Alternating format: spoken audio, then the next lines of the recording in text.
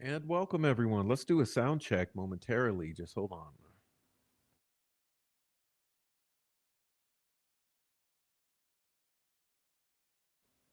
All right, looks like that's working. So welcome to everyone. Happy Friday. Thank God it's Friday. So is everyone having an amazing Friday? I hope so. No reason not to. Hey, I don't know how many of you are into the crypto and Bitcoin and that sort of stuff, but today was a very monumental, and yesterday. It's been a very monumental day in the world of crypto and Bitcoin. And after the past 48 hours, the world will be a different place as far as the future for that sort of online endeavor. So I'm very interested in what's been happening. And anyway, I've been busy doing all that. And now we're here and it's Friday. So it's time to kick back, relax a little, and talk with all of you. And It's been a few days. I've been very busy, but I'm so glad to be here now and trying to keep everyone in mind here. Um, so that's what's happening. And anyway, so it's my time to relax. And I figured while we were relaxing, I want to discuss something extremely important regarding Delphi because, when we have this downtime, when there's no breaking news, um, I like to circle back around and focus on some of the most important and alarming details. So, with that being said, let me take care of this. Oh, I see what you're meaning. Okay, well, we'll try to do that, and we'll try to turn it up some. All right, and that's what we're working with. So, um, I'm glad to see all of you here, and let me say hello, first of all, to Amy here. Amy's here, and old Amy is my super mod. So, everyone, please respect Amy. Amy's word is uh, is the law in the chat. So please say hello to Amy, but also respect Amy's wishes. And anyway, hi Amy with the flowers. And we got court of public opinion here, my partner in crime, so to speak. Um, he says, be sure to subscribe and like, and I agree. All right, and welcome in to Lena, to Bonnie, to Dirty Diana, um, Heather Brown, Rebecca Ann 1965, Sweet Dude Shibby, and we're going to say hello to Heather Brown. She's my backup mod, and she's got Amy's back, so don't mess with her either. Um, I don't know. We got a troll in the chat. I'm gonna just let him be. But we got Oleg Cat in the house. What's up, Oleg? All right, and we got Possum Friend, her baby daddy. All right, who else is in here? Rhonda Holton. What's up, Rhonda? And we got old Court of Public Opinion. Oh, I said hello to him already. We got Ninja Warrior Assassin. We have Barbara Borman. Okay. Tracy Fleetwood. Looks like we have Nancy Drew 101 in here. We got Stephanie in here. Thank you for the cash app, Stephanie. Thank you. All right. Who else we got in here? Same old names, same old names. You guys were chatting it up. We got Heavy Metal Rehab. What's up, Heavy Metal Rehab? Sarah's in here. What's up, Sarah? Asha Harry. Who else we got in here? Carol. 43 Goblin. Nicole Watt. Umamanum. Okay. Miss K's here. Dina's here. Who's your daddy 11? What's up? And we got Rebecca. I said hi, Rebecca Ann. Um, we got Goddess in here. All right. Sons of God. 5 Green Acres.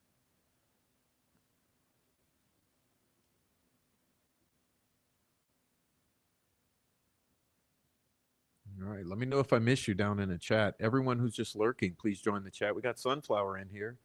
Good evening, Priff and everyone. Okay, Lisa's in here. Kayla's in here. What's up, Kayla? We got Hebby Brown. I already said hi. We had Jean Jackson. Okay. Oh, she fixed it. Okay. All right, we got Kate U. What up, Kate U? All right, Plain Iron's here. What's up, Plain Iron? Rebecca Ann said I made a lot of money off of Bitcoin. Well, great. That's great, Rebecca Ann. So did I. All right. Nice job. Nice job. Criminal Network is here.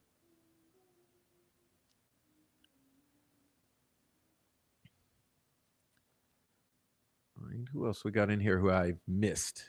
I haven't caught yet. Let's see. We got Marcy McQuarrin, Nobody Nothing 1717. Christina Dean. What's up, Christina Dean?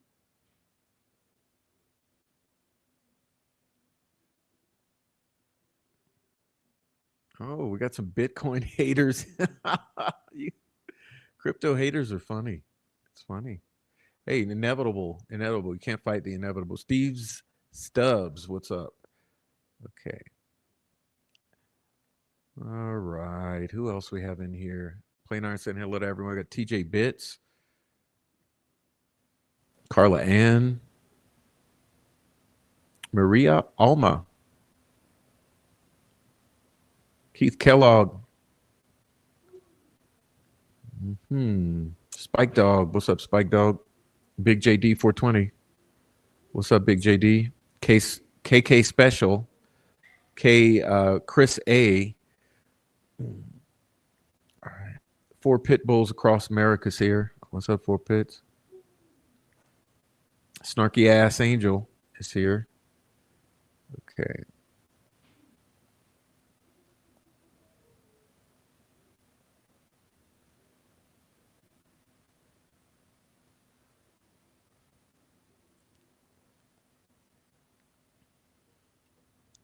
That's Hot Eye.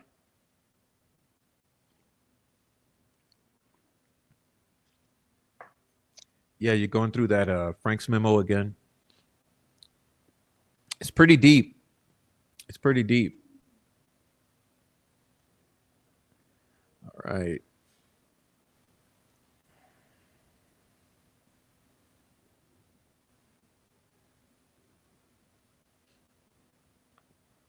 Smoky High, what up?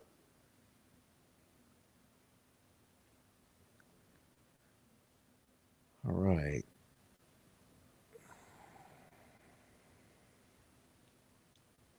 Indy Cindy, what's up, Indy Cindy? Trying to get into this thing. What's up?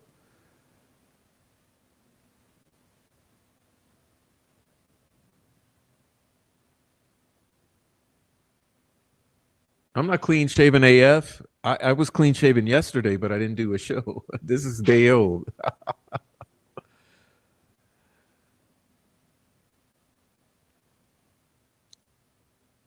Indiana Hannah, what up? Okay. So, everyone, the program for today, we're going to talk about November 1st. Okay. Now, what's up, 26 Dead Zombies, dude? All right.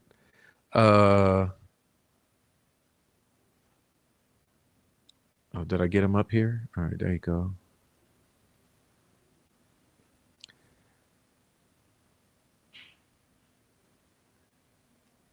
What's up? Well, thank you. You must be going look at the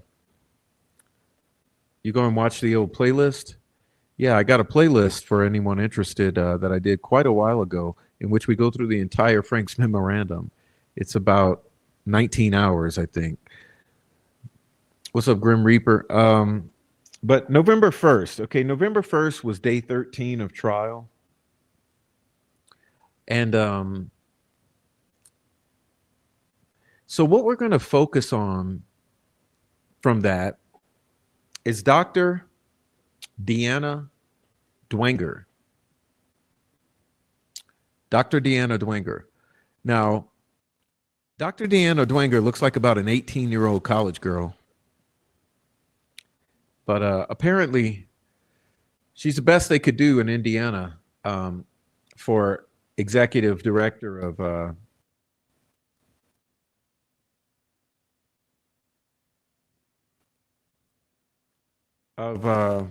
psychology at IDOC.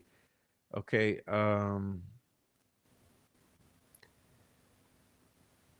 She's so young. I mean, dude, she got her BA in '08. That's quite young. Okay. But then she went on to get a PhD. And there's stuff about her. If you Google her up, you'll see that she's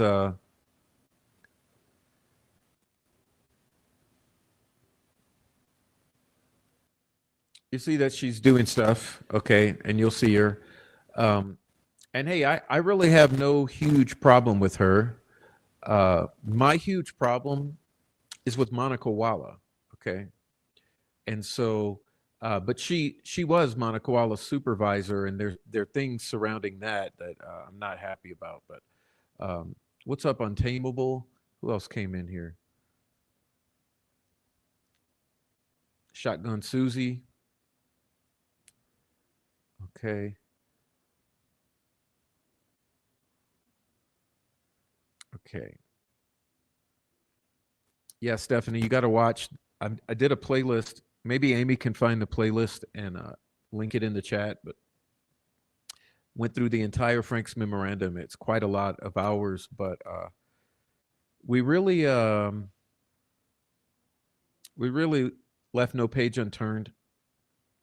And and there's a lot about it now. Okay, there's a lot about it now because since then, in the past few months, Baldwin has drawn my attention to some things which I kind of glossed over, even though we went through it at such length. Um, Baldwin reiterated that we should pay extra attention to the footnotes. Okay, so for anyone going through the Frank's memorandum or even going through my playlist where we covered it, I would remind you that we did uh, we did miss some here and there with the footnotes, especially concerning Elvis Fields, I think, but other things too, polygraphs and stuff like that. But anyway, the Frank's memorandum. Pay extra special attention to the footnotes. What's up, Sandy D?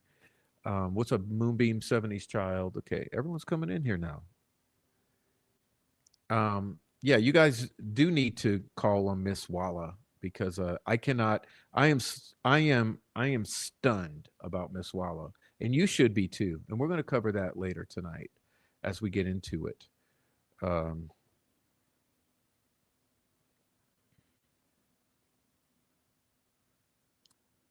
all right. What's up, Mar? R is a God thing. What's up? All right. No, what you're going to dislike about Miss Dwenger or Dr. Dwenger is that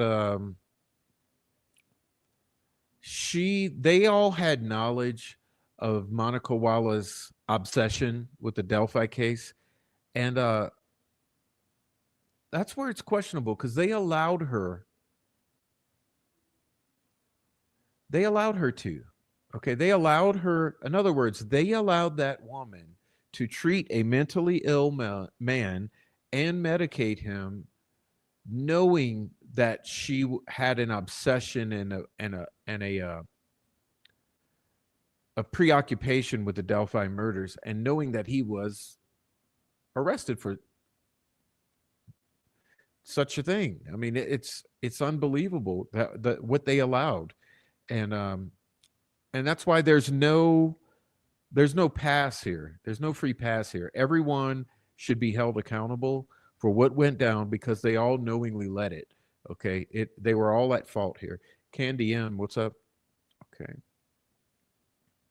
all right,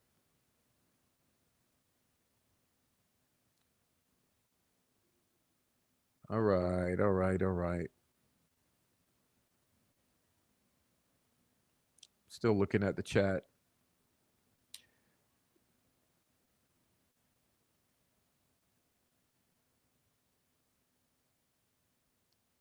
Oh, didn't mean to put that one up. Do what you got to do. It's Friday. Hey, thank God it's Friday. All right. Um, yeah.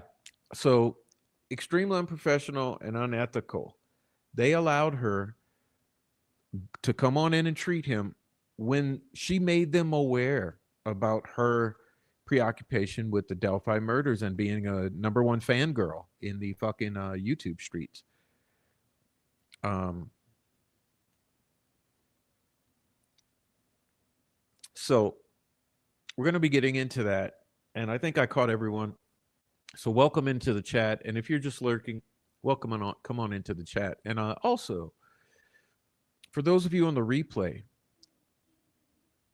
please just leave some comments below. That's how you could join in. And please hit up the Cash App. I love when you guys support the channel. I need you to support the channel. If it were not for you supporting the channel, I would have not continued to keep going because this has been a hell of a ride. We rarely cover the troll farm anymore and the stalking, harassment, death threats, and all of that. But that's a whole thing that it's another level. It's just like everything is completely unbelievable with this case.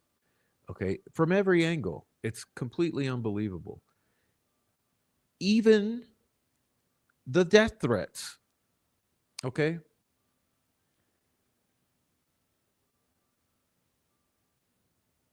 And you have a guy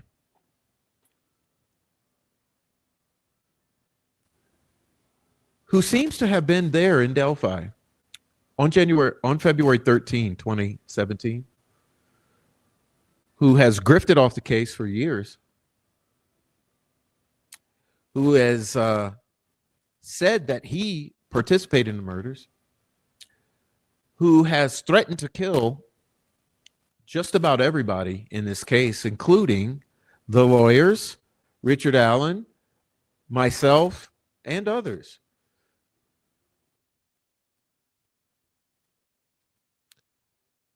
But it's been an extreme amount of trauma, okay? And it's all been allowed. You know, don't think that Indiana State Police doesn't know about what's gone on. And they've allowed it. They've allowed it for years. They've allowed it. And I'm to the point now, since this trial and seeing the guy who was literally threatening to kill Richard Allen and the attorneys being allowed into the courtroom, given preferential treatment and seating, it sort of looks like they wanted him to do that. But anyhow, I guess what I'm saying is please support the channel. We got the Cash App and the Buy Me a Coffee. And I know that you guys are aware of that. But for all of you on the replay or new folks, that's my pitch to support the channel and do that. I'm not going to put myself in YouTube jail. I'm not going to harass you for every 2 minutes like pubes. But anyhow, that's what we're doing. And so I wanted to cover November 1st because Dr. Dwenger did testify on November 1st. And I thought it would be a good chance for us to get some idea of what was said. And in the midst of it, we will deal with Dr. Monica Walla. And so what's the TLDR? What's a summary here before we even get into it? Well, a summary is, you've got to be kidding me. You've got to be kidding me. You know, I was just thinking about it this morning, which is why I chose to do this subject.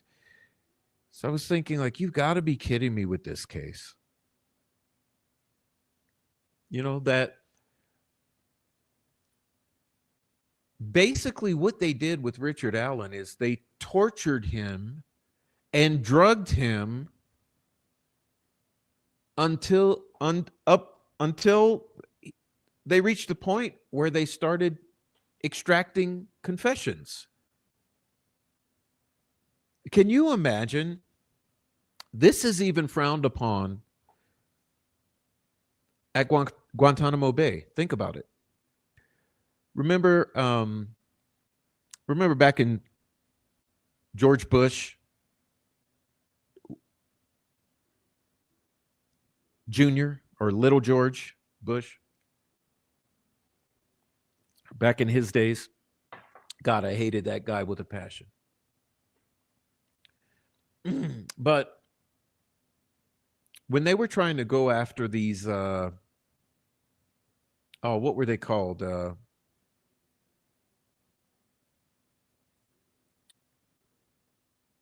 Bin Laden guys. I can't even remember now. They keep changing names. The CIA keeps changing their names. Uh, they bring in a new group every 4 or 5 years, and now you know now they call them ISIS.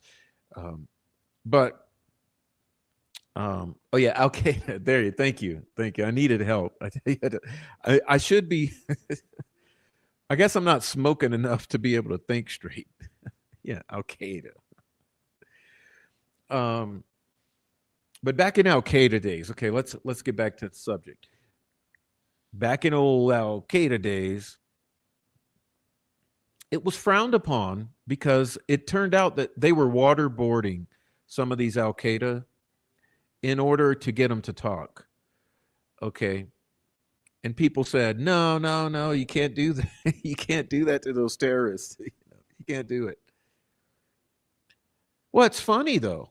It's funny because apparently you can do it to citizens of the state of Indiana because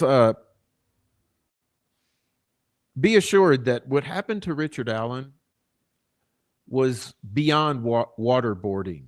Okay, waterboarding is an instantaneous thing where it's done. It's done for a couple hours and then you're good. Maybe they'll do you for a week. Every couple out, they'll do you a couple hours every day for a week. But what they did to Rick Allen, it lasted for a year. Remember, it lasted for a year. They put him into that environment where they knew. Look, let's not get it twisted because it's just infuriating how the troll farm likes to gaslight and deny the obvious. Look, let's speak from a point of reality. They put him in Westville in order to be able to terrorize him the way that they did. Okay. This is not like a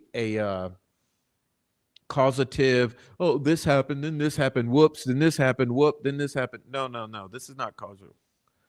No. Every bit of this was specifically intentional. Okay, so what they did, they said look, let's do this. We need to get this motherfucker. So what we're going to do is we're going to put him in Westville because that's where we can do the most worst. So let's put him in Westville. Here's the plan, guys. When they're behind the scenes dreaming this shit up in their dark corners of the basement of the courthouse and in their little ritual circles with the private club. Okay, they said, hey, look, we got to put Rick Allen in this fucking Westville. We got Gallupo over there and Jones and Robinson and some others. They'll be able to really put some pressure on him. We got Wall over there. So what we'll do, we'll get his ass cornered in Westville. Okay, put him in the hole and we'll leave him in there permanently.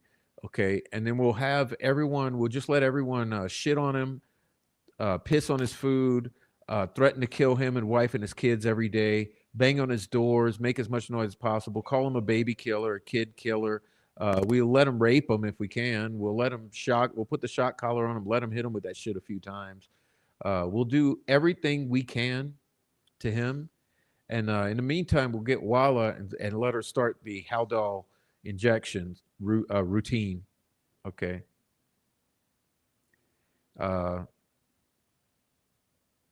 We'll set him up with a Haldol protocol, and we'll get him say what we need him to say because we know we don't have a case, so we'll be able to keep our foot on his neck there in Westville. Boom. So it happened. Okay. So they were able to make it happen. Now, keep in mind that Robert Baston told us all of these things and added the fact that they were smoking spice up in there, which all you have to do is go and Google what will spice do to someone, uh, and talk about what if you combine um, the psychological medications with the Haldol and with the spice and maybe even with some other shit in his food and torture him. Okay. Um,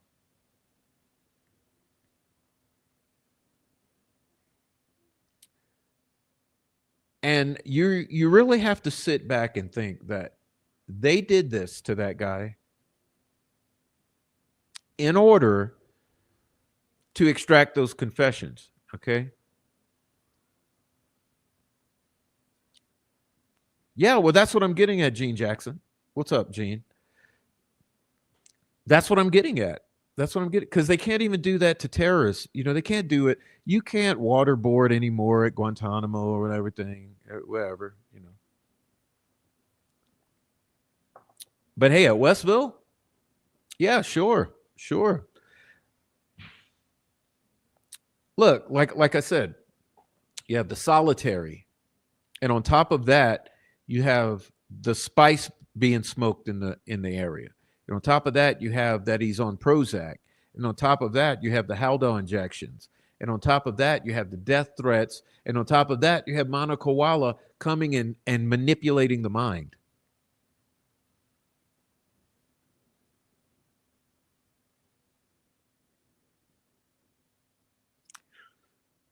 All up in the context of solitary confinement and the guards wearing Odin patches threatening to kill you, your wife, and your kids, or your kid. But to think that, you know, you take any normal person and they say, oh, well, you know, I guess they got the guy that killed those girls and he was found guilty. You say, hold on, wait, hold up. Do you realize that he was literally tortured, drugged, and manipulated to get those confessions out of him? Because you have to think, where would they be without the confessions? They would have gotten nowhere. They would have gotten nowhere. And that's just a damn fact.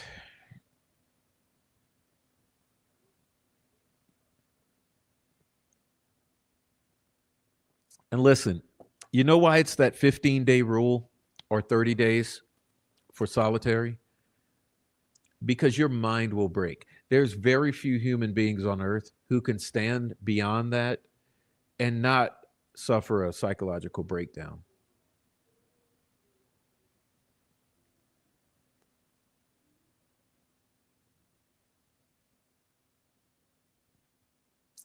But it's the damnedest thing, because the troll farm and all the fucking idiots and Nick McClelland, they'll have you believe, oh no, he was in his right mind. He was okay.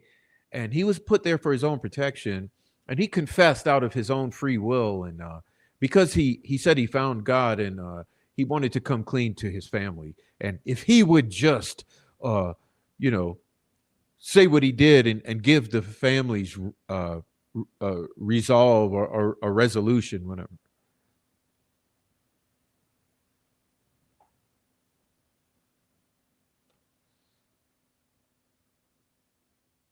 Hey, I'm not making none of this shit up. If you're sitting there thinking I'm making any of this up, you're in for a rude awakening, because you got learning to do.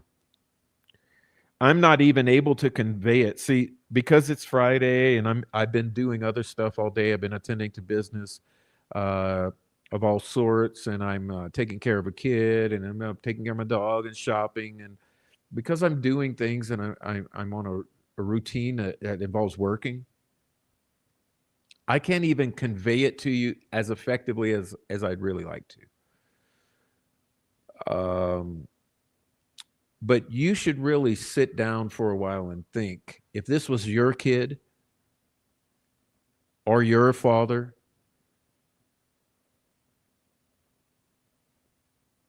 think about what you'd want to be done to him.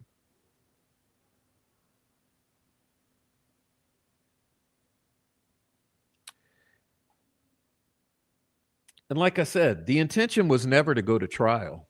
That's another thing, y'all. I don't want you to get twisted. The intention was never to get him to confess to use at trial. The intention was never to even go to trial. This entire time, I guarantee you, the intention was to compel him to take a plea deal. Because a guilty plea shuts down all objection. You know what I mean? A guilty plea means there's no chance at readdressing this, and there's no scrutiny. Okay, so the objective of these people was 1000% a plea deal. And the commentary from the troll farm should be what reveals that to you. How dead set they were on him doing that, and that to the extent that they were able to, they were willing to guarantee that he would plead. But see, what happened is he did not plead because he was mentally stronger than they thought. No matter all that they threw at him, everything they threw at him, it didn't work. But as I've said before, my opinion, as a side effect, they got the confessions, okay? They got the confessions as a side effect. In other words, by drugging, by putting the pressure, by threatening to kill, by consistently telling him he better fucking plea or you're going to kill his wife and his child, okay? And him. They weren't able to break him as far as compelling him to go and plea, but they definitely were able to break his mind and stress him out to the point where they got these statements from him after being, and trust me, my feeling is they were baited and fed by Monokawala, okay? Like, this was all stuff that he was told to say, that he was fed details.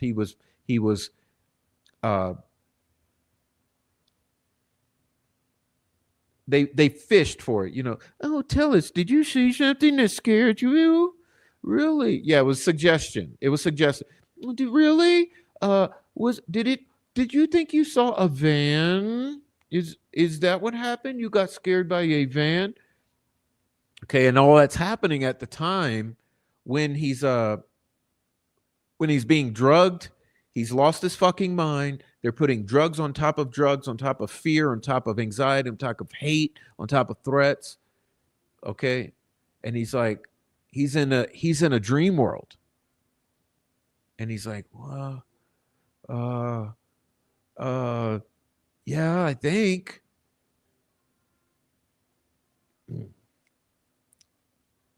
And like I said, if you don't believe it, you need to go sit down somewhere and just give it some thought. And hey, matter of fact, ask him that shit today. Ask him that shit today. Say, hey man, did you kill those girls? Ask him that shit today. That he's not undergoing that stress, that he's not being drugged, that he's not being threatened with death, that we know it. Go ask him that shit today. But you see, that's what I mean about what was done to him. That Zarik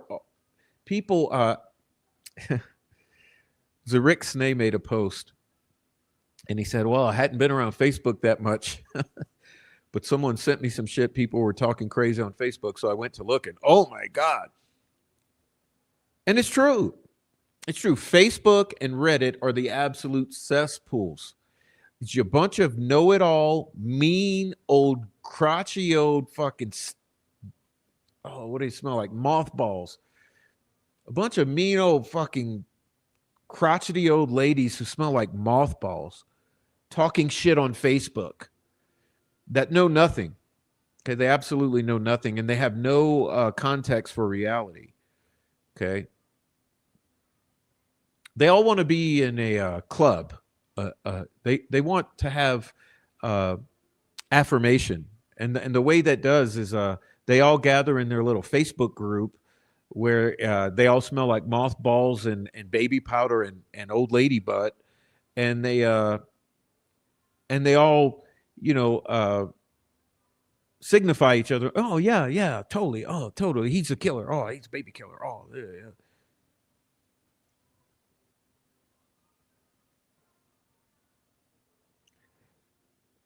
But what they'll never sit down and say or even consider is the fact that, hey, man, it looks like this guy was tortured and drugged into making these confessions. Like, really? Like at the end of the day, that was a thought I had this morning. Is that at the end of the day, when all is said and done and you look at everything thoroughly, you go through it, you read everything, you see everything, you listen to everything, you consider everything.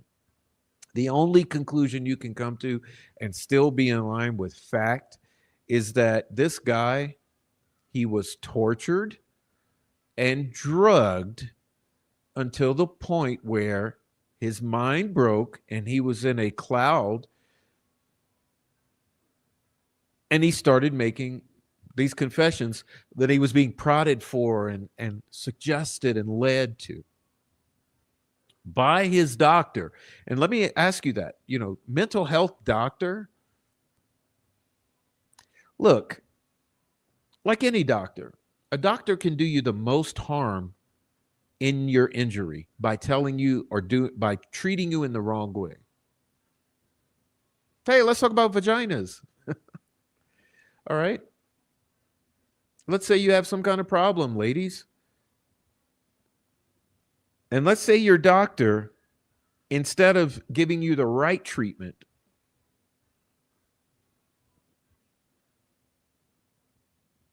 gives you the absolute incorrect guidance and treatment and exacerbates your problem. Or, I don't know, what if it's a heart? What if it's a heart surgeon, or you have a heart doctor, you have a heart condition, and your doctor leads you the wrong way, and then you have major heart attack, and you die. Or let's say it's some broken, it's a sports injury. Okay, you got a sports injury. You're making $1 million a year on the football team or whatever it is, and in other words, you have $1 million a year body for performing sports, and you get injured. You go to get treatment from your sports specialist for whatever injury you have. And if that doctor doesn't treat you the right way, you can ruin the rest of your $1 million a year career. So let's say you're just 20 years old. You're only been doing it a year. So you made your million, but you're looking to the future. You still have 20, 30 million to make. That doctor, by mistreating you, just handicap the rest of your career. So now, no, you're going to walk like an old man at 22 years old. You'll never play football again. And he just took 20 million from you.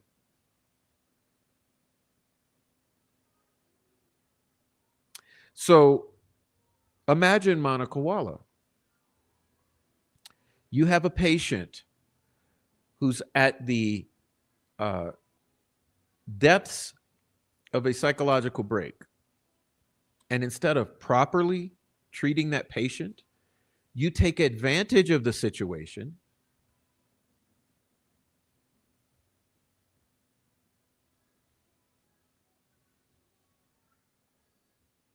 basically ruin the rest of his life. Speaking of vaginas, there have been doctors who've done that. You've heard of the rapist gynecologist. That's basically what she did.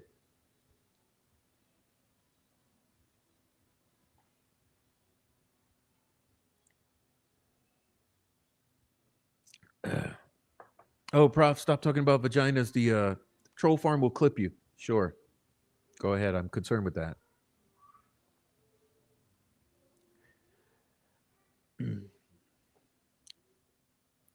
But I'm hoping to use these extreme examples to prove or to drive a point into your minds that a doctor with bad intentions committing malpractice at the absolute worst of your need for treatment can do far more injury to you than any normal doctor in any normal healthy situation. And like I said, it's just with this case, no matter what angle you ever look at it, it's always far worse than you could ever imagine. And who would have thunk it? Who would have thunk it? Who would have thought when Richard Allen was arrested that that would be the course that this would take? I wouldn't have.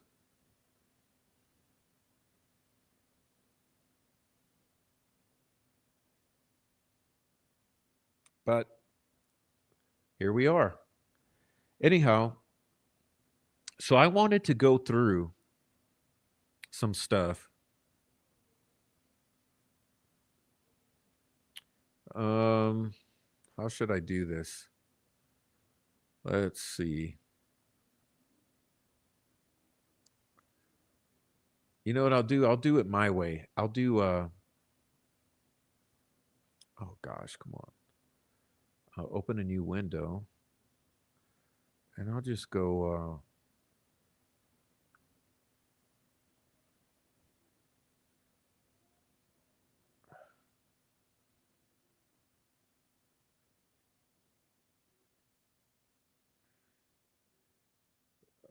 just a moment. I guess I have to open a new window.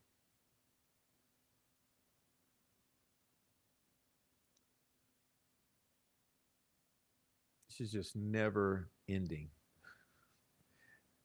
All right. There we go. We got that one. Why is that down? I don't want that down. Okay. So let's see.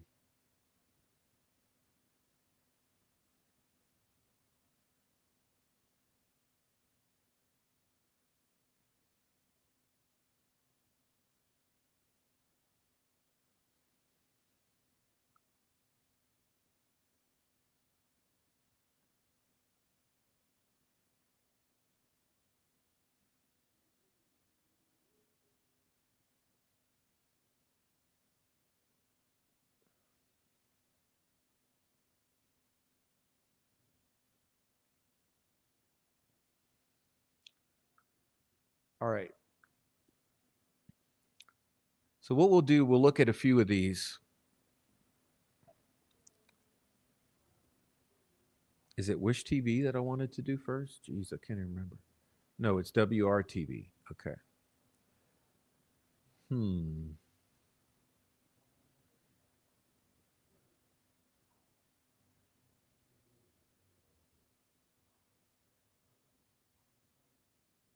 Okay, remember, we're doing November 1st.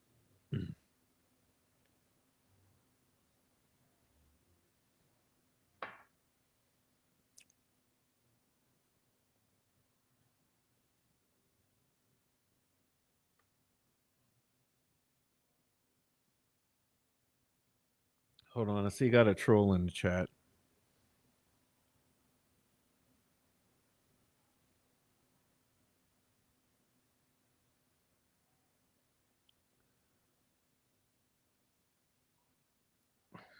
Typical fucking troll.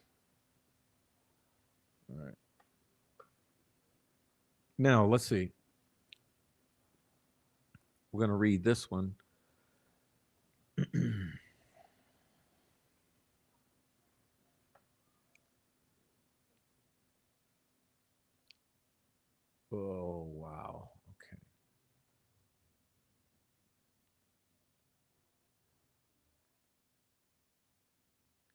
So listen, I'm not going to go through the entire day because, like I said, there were multiple witnesses on November 1st, but we're going to go through. So look, it's called Day 13. Okay. Day 13, which was November 1st. The second witness called was Dr. Deanna Dwenger.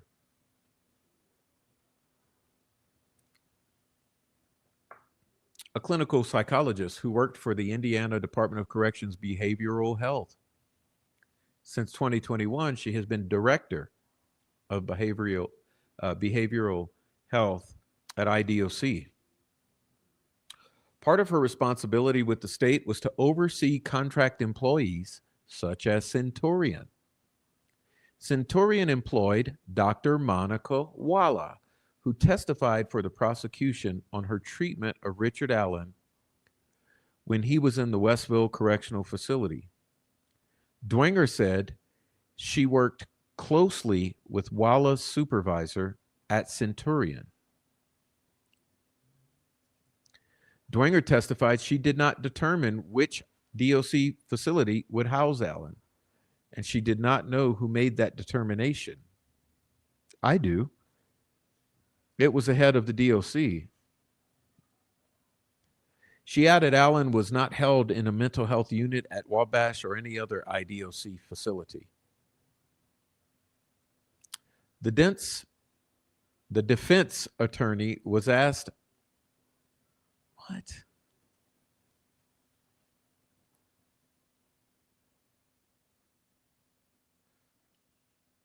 This makes no sense. This is the quality of your reporting here. But was asked about her interactions with Dr. Walla. Now listen to this. This is why I'm starting with this one. Let me remove this. Okay. Look at this one. She said Walla told her of her interest in the Richard Allen case after she was assigned to the case. Walla told her she was a true crime fan and listened to Delphi podcast. She said she sought counsel from a supervisor regarding that information.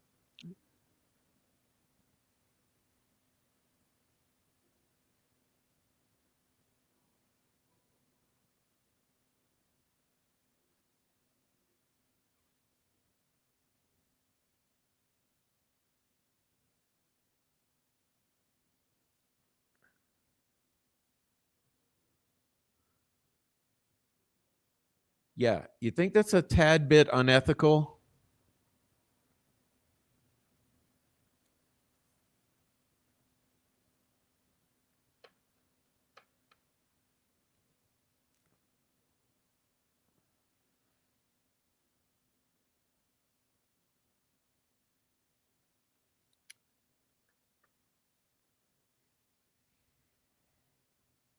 Read it again, Prof. Sure. The defense attorney asked Walla about her asked Dwenger about her interactions with Dr. Walla. She said Walla told her of her interest in the Richard Allen case after she was assigned to the case. Walla told her she was a true crime fan and listened to Delphi podcast. So in other words, this is not accidental. Let me remove this shit so I can be animated. So in other words, this is not accidental. You understand what I'm saying here? The number one executive mental health person in the IDOC knew at the time Wallaka went onto the case that she was already a fangirl listening to podcasts, blah, blah, blah, blah, blah, blah, blah. And so let's read it again.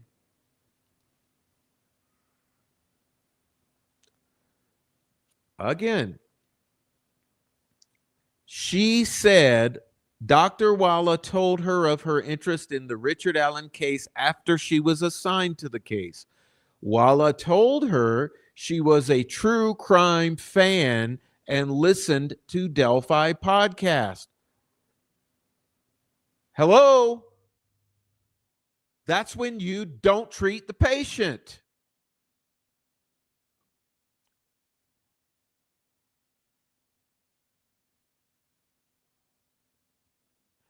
Since 2021, she has been director of behavioral health at IDOC.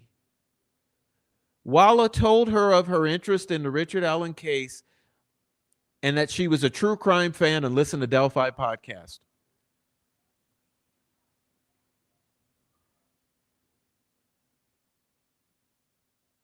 This comes with you.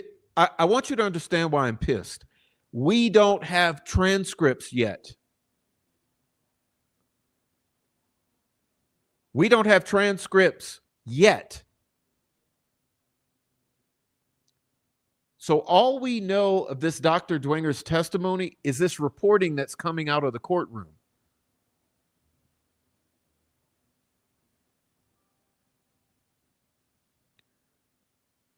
So do you understand what I'm saying?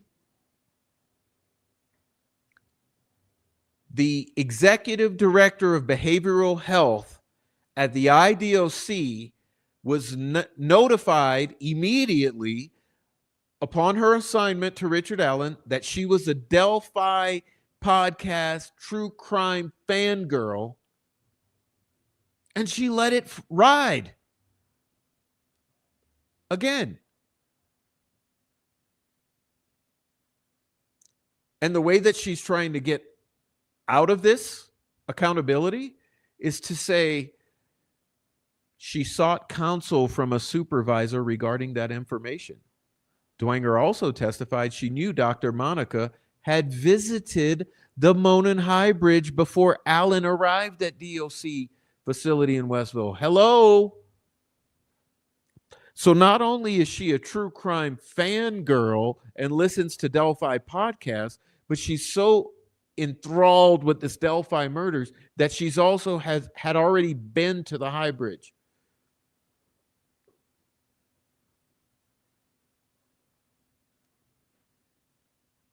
But the director of behavioral health, Dr. Deanna Dwenger, still allowed her to treat Richard Allen. Do you get why I am blown away by this?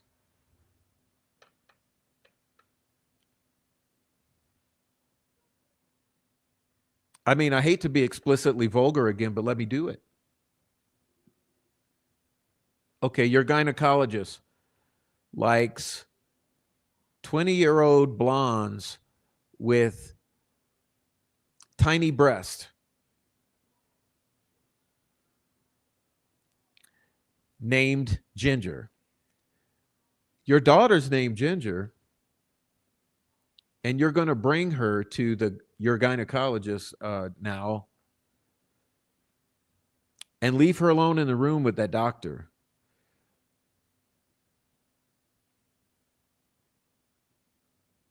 You're going to throw her to the wolves. And that's what was done to Richard Allen. They threw him to the wolves, Dr. Monica Walla. So Ginger goes in to see the doctor, and he ends up sexually assaulting her. And she doesn't say anything about it for 10 years because she's ashamed of it and feels partially responsible.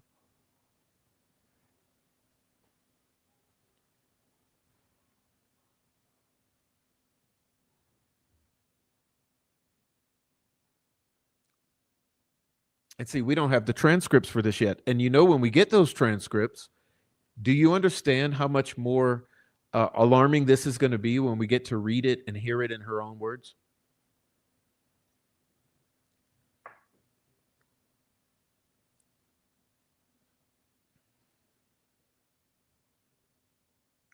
Everybody can go look for this. Look, this is WRTV by Caitlin Kendall. This is from November 1st, 2024, from day 13 of the trial coverage by WRTV.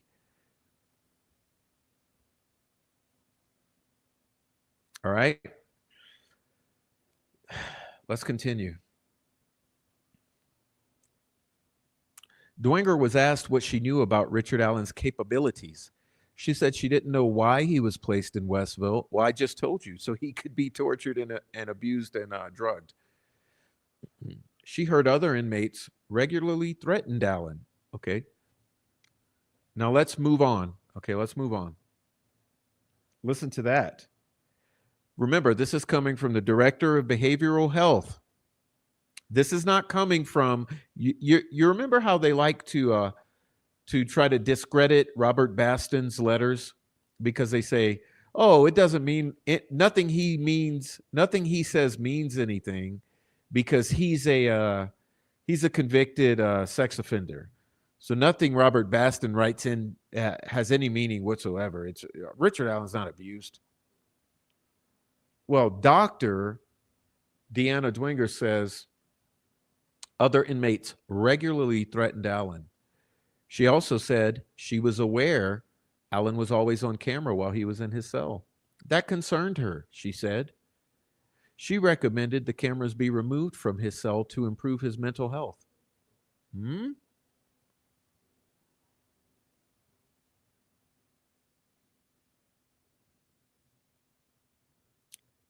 Dr. Dwenger said those cameras were never removed.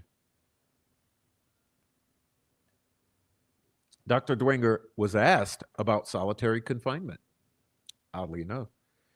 And she told the defense attorney it was not good for mental health. Well, you're the director of behavioral health. Why are you allowing it? Couldn't you have directed that he be moved to a mental health unit or facility?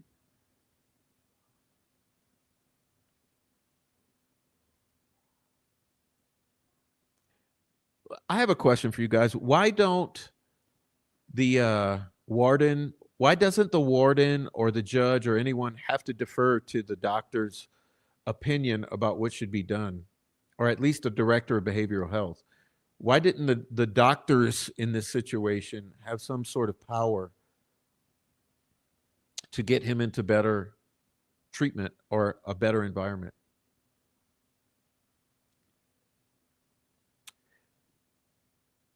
She told the defense attorney it was not good for mental health. She also said the Department of Corrections has a mental health policy that someone with a serious mental health illness should not be in solitary confinement for more than 30 days.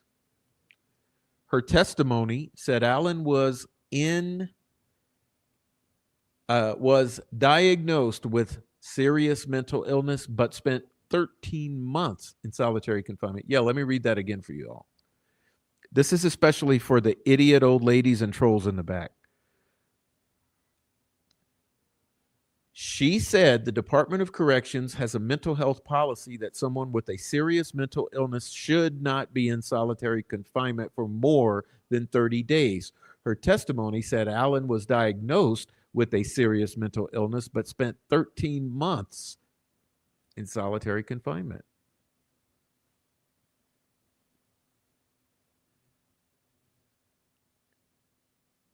But that's not torture and abuse?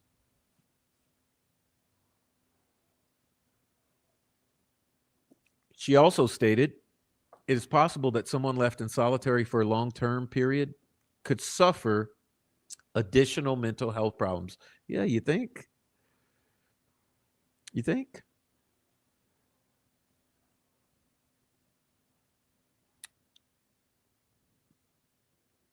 On cross-examination, Stacy Diener asked Dwenger when Richard Allen was diagnosed with serious mental illness. Dwenger said he was not diagnosed when he first arrived at Westville Correctional Facility, but that he was diagnosed when he started to decline in April of 2023. A team of 3 mental health professionals discussed whether Allen was feigning mental illness or psychotic behavior in April of 2023. A psychiatrist met with Allen that month. The first report stating Allen was suffering from a grave disability was April 13th, 2023, when they determined Allen was not able to care for himself. The team of mental health professionals concluded that Allen had deteriorated enough that intervention was required, whether he was faking or genuine. Now, pay attention here, because the naysayers, they'll try to say, well, no, you see, he wasn't diagnosed with a serious mental illness when he entered Westville. Therefore, he wasn't there for 13 months with a serious mental illness. Okay, I'll give you that. Let's give you that. Let's just say that at a minimum, April 2023, April 13, 2023, he is diagnosed with a serious mental illness or quote unquote grave disability. That still means he's over the 30 days, because it's not just April to May. It's June, July, August, September, October, November. You see? Let's continue. Dr. Dwenger said Richard Allen was involuntarily given Haldol,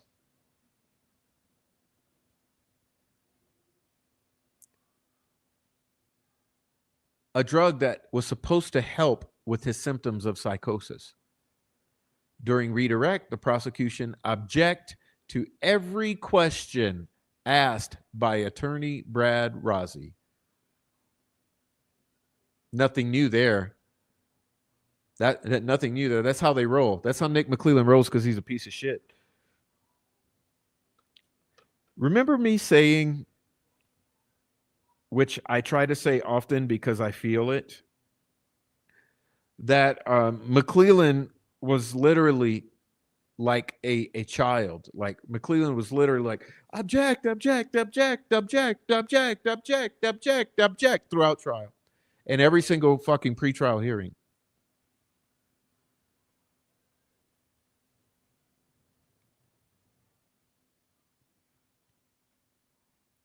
The jury asked Dr. Dwenger for four questions. One of them centered around how medical professionals know if a patient is faking or if it's a real diagnosis.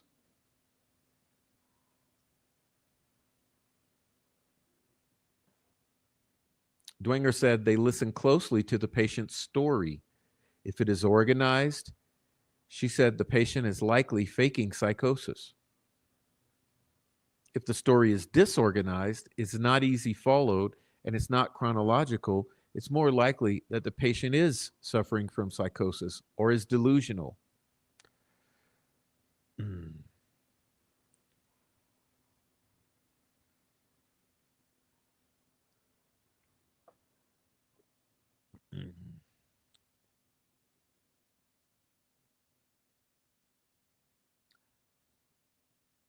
Max Baker was the next witness. Okay, so we'll let this go. Okay, I just wanted to show you that one because, like I said, we don't have transcripts, so this is the closest we have to the actual truth about what was said in trial. But in order to be somewhat thorough and cover our bases, we're going to go through a handful of these so that we do a little compare contrast of the reporting based on this. Okay. So let's do another one. Let's say WTHR now. Let's do the WTHR.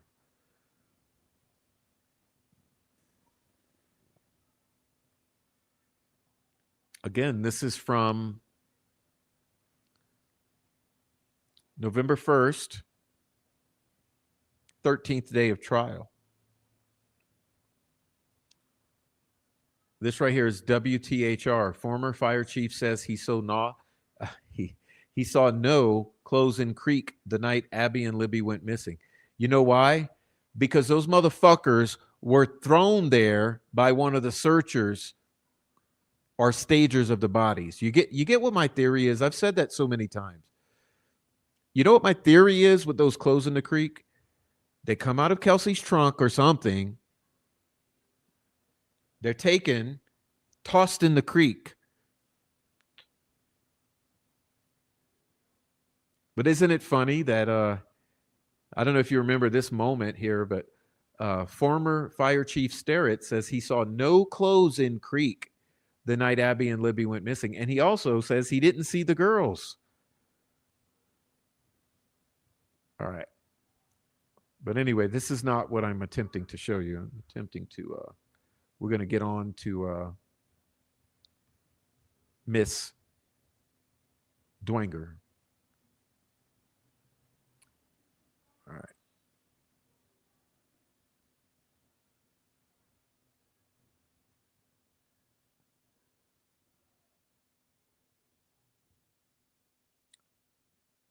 There you go. Defense's fourth witness, Dr. Deanna Dwenger, behavioral health specialist for the Indiana Department of Corrections. 10:07 a.m. Every question defense attorney Razi attempted on redirect was met by an objection that was sustained. You see the point I'm making about that? So listen to the little arrangement they had, okay? Again, I'm sorry, I know I do this a lot. They had a little deal. McClelland's going to object to everything. Francis Gull is going to sustain every objection. See what the arrangement is? It's pretty good arrangement, right? Pretty sweet deal if you're the prosecutor.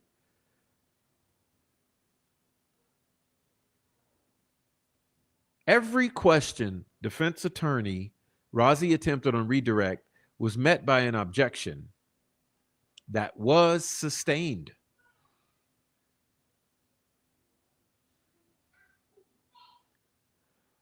A juror asked Dwenger if safekeepers are ever placed in the general population. Dwenger said yes. A juror asked if Alan may have faked mental health symptoms to stay out of the general population where Alan may have been harmed. Dwenger said that was possible, but she had no knowledge. See, that's not correct reporting, is it? Okay, a juror asked Dwenger if Dwenger ever heard of threats against Richard Allen herself. Dwenger said no. Of course she couldn't, because she wasn't in the facility. Are you kidding me? A juror asked if while faking mental health concerns, a person could slip truths in a confession. Dwenger said she has seen psychotic people confess sincerely and psychotic people make things up. Are you getting a little bias in this reporting from WTHR? A juror asked how a psychiatrist can tell if someone is faking psychosis. Dwenger said in a brief psychotic episode where someone is detached from reality, the clinician has to listen to body language and the chain of the story. Dwenger said if the story is organized, the person is probably faking psychosis. If the story is disorganized, not easily followed, and out of chronological order, it is more than likely the person is psychotic or delusional. A juror asked whether the process what the process is for an inmate with serious mental illness who is a safekeeper. Dwenger said it's the same as for any other inmate. A juror asked what the IDOC's primary responsibility for safekeeper inmates is. Dwenger said safety. Dwenger is released and court took a morning break. Do you see a stark contrast between WTHR and WRTV's fucking coverage? You see that? Like, look at this, what we just read. It was almost like it was a PR piece to make Alan guilty. See? A juror asked if Alan may have faked mental health symptoms, blah, blah, blah, so he wouldn't be harmed. A juror asked if Dwenger ever heard threats against Allen herself. Dwenger said no.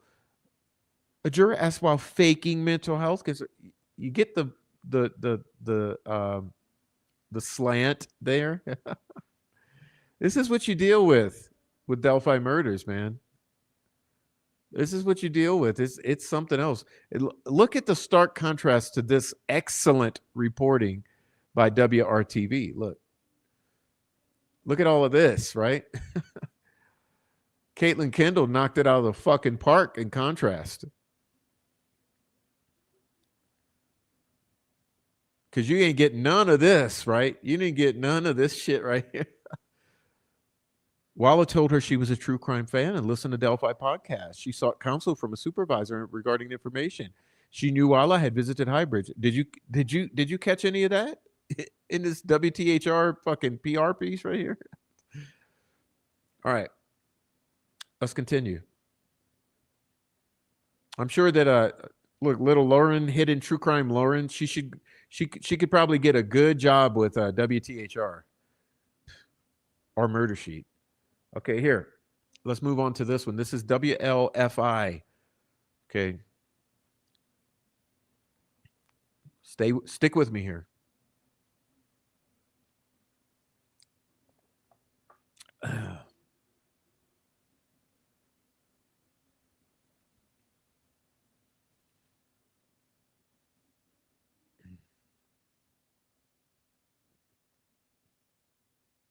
Yeah, well, the dense attorney is a typo. Look, typos are allowed, but fucking gaslighting is not. So, anyhow, let's continue. The second witness of the morning was Deanna Dwenger. She was the director of behavioral health at the Department of Corrections.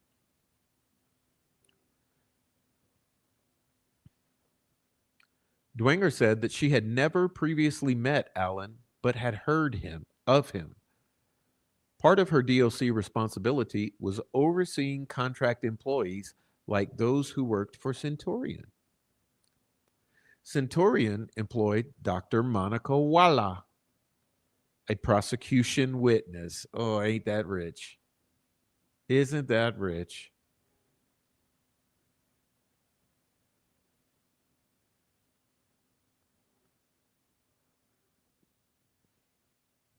Walla told Dwenger of her interest in Richard Allen's case after being assigned in 2023. Waller told her she was a true crime fan and had previously listened to podcasts about the Delphi investigation. Waller also advocated for Allen to see his wife. The defense asked if it was unusual for a psychologist to visit a crime scene. The doctor said yes, but she did it before she was assigned to Allen's case.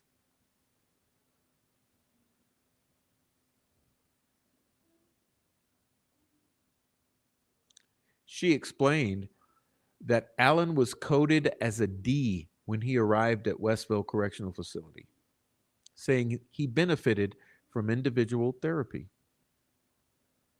She also knew of Allen's around the clock video surveillance while in the prison. Dwenger said, Walla suggested removing the camera to help with Allen's mental health. They were not removed. Dwenger also said Allen was in solitary confinement and told the court it could impact a person's mental health. Okay.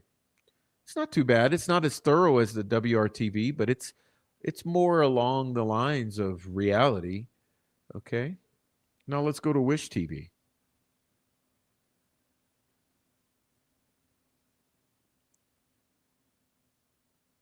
You guys doing good? Happy Friday. Happy Friday to everyone. I know this is, it's not the most lighthearted subject matter. All right.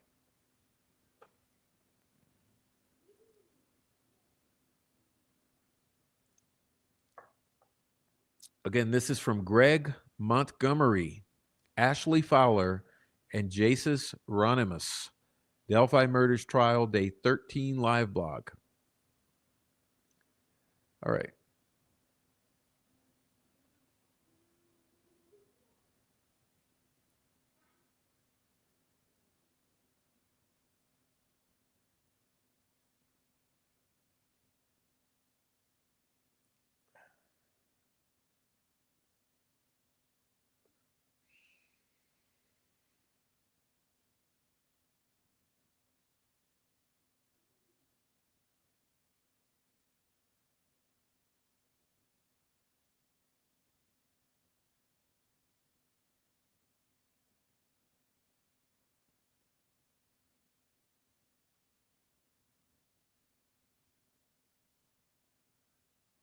Oh, here we go. At 9:27 a.m., defense calls Dr. Deanna Dwenger. Dwenger tells the jury that she oversees the Department of Behavioral Health at the Indiana DOC. She says she's been the director of the department since 2001. Dwenger says that her main job is to oversee the IDOC's contract with the contractor, who actually does the employing for the IDOC's behavioral staff. Dwenger tells the jury that she generally knows who Richard Allen is. She confirms that Allen was transferred out of Westville Correctional Facility. She says the solitary units at Westville and Wabash Valley Correctional Facility are similar.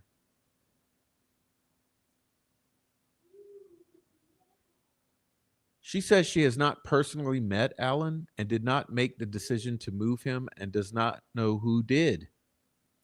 Dwenger says that Dr. Monica Walla, the assigned psychologist for Allen, told her after she was assigned to Allen that she had a special interest. Dwenger tells the jury that Walla told her about listening to Delphi podcast and recommended it to her in 2023.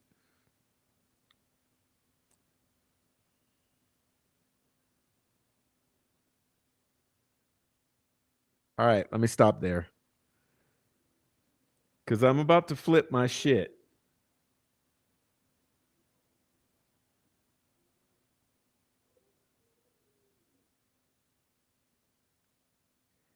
All right, wait, no. I see what's going on here. Sons of God.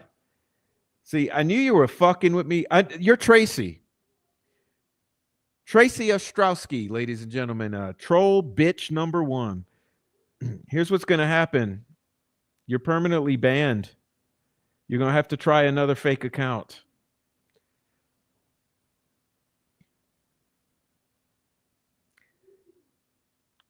That gives me a pause to advertise my artwork and photography. I don't know if Amy would like to post the link, but I do have merchandise and photography. And when I visited Delphi before trial, I exercised my amazing skills at photography to try to do my best to capture some of the sites that I thought to do so. And you can see that. You can see some of my photography on the artwork website. So since someone wants to come and try to see, she just wants attention real bad because I would not move in with her. Same thing with Noe. She tried to get Noe to move in. Look, nobody wants to move in with your old ass, okay? That's how it is. You're old. You have a husband. I could see why he doesn't want to mess around with you anymore, but you need to leave us alone. You're a weirdo. Keep my name out your mouth. All right. Sorry, guys. So guys, I have to deal with these psychos. It's Delphi. It's Delphi. We got psychos. Look, this is the same woman who goes around saying that on the helicopter footage, you can actually see the girls. You can see the one guy killing. She says the guy in the orange outfit searching the river is literally killing the girl on camera. And I've never seen so much misinformation come out of one single person. She's a disinformation agent. She probably is part of this human trafficking or sex trafficking that's run out of Indiana.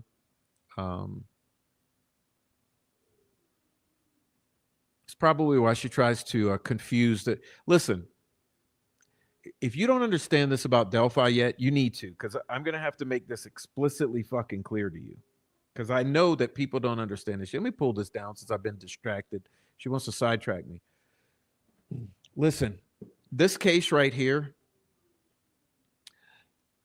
I promise you, there are people who have inserted themselves into this case solely for the purpose of inserting or injecting disinformation into the community.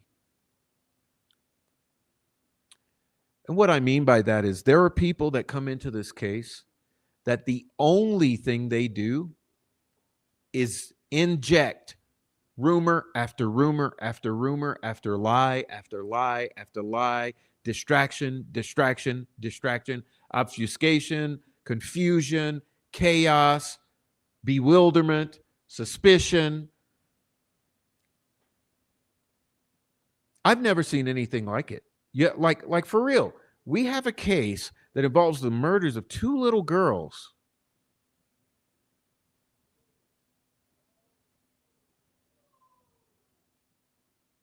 Which is why I've said to everyone I speak to, when people call me or give me info or blah, blah, blah, blah, blah, I always say this: where's the receipt? Where's the receipt? Why do you think I do that?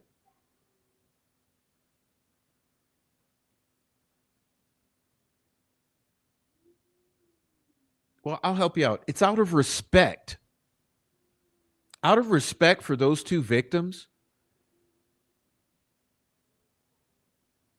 I'm not going to believe a lie. I'm not going to spread a lie. You could be telling me the truth. But if you don't have something to prove to me that it's the truth, you can kick rocks. I'm not here to spread misinformation, disinformation, lies, rumors, confusion, doubt. But you know what's fucked up? There are people here whose sole purpose is to do that. Isn't that amazing? Isn't that amazing?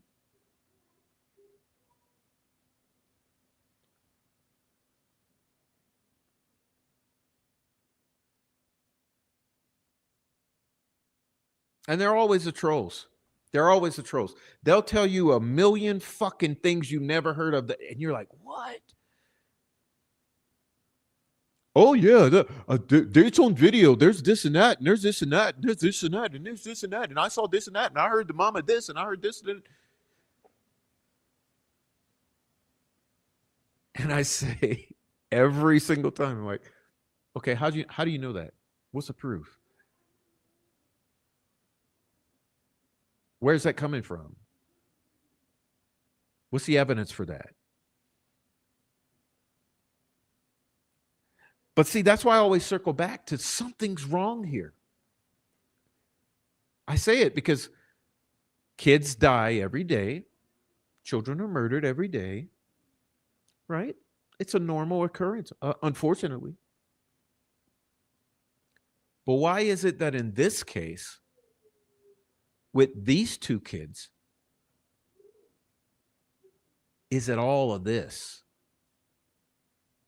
You got to think about it. You have an entire structure in the legal system that's meant to address this. That means the Indiana State Police, the Carroll County Sheriffs, the Delphi Police, the Fire Department, the volunteers, the prosecutor's office, the judge. You see, you have an entire legal structure meant to be able to address. address and handle this problem. But then you have something different. You have an entire PR campaign that's established. In other words, YouTubers, this one, that one, this one, that one. Podcasters, this one, that one, that one. Newspapers, this one, this one. TV stations, that one. And you think it's a fucking game that this would happen over two random dead girls? This ain't two random dead girls. Promise you. If you ever thought that Abby and Libby, Abigail Williams and Liberty German, were two random dead girls, mm-mm.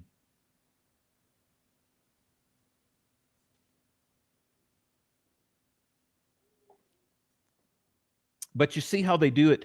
They always do the same fucking technique. They come in normal. They come in normal, and then they let an hour pass, and then by an hour and a half in, they start dropping the distractions. Why? Because that's right when I'm getting to the meat of the show. So I'm getting to the meat of the show, to something that's worth talking about, and they want to come in and derail. And it's the same every time. And I know the bitch is watching me now.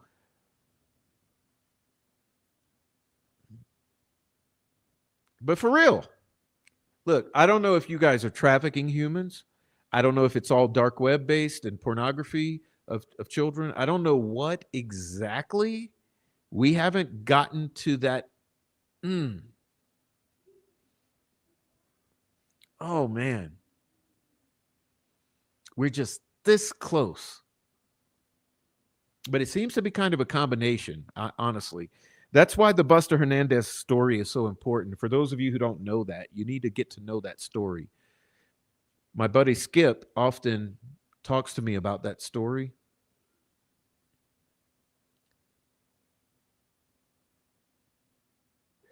You know, it's because the same techniques that Buster Hernandez used, it's sort of a same MO with Delphi, to the extent that I'm almost positive that when Delphi happened, the first thought of the state police was probably this Buster Hernandez.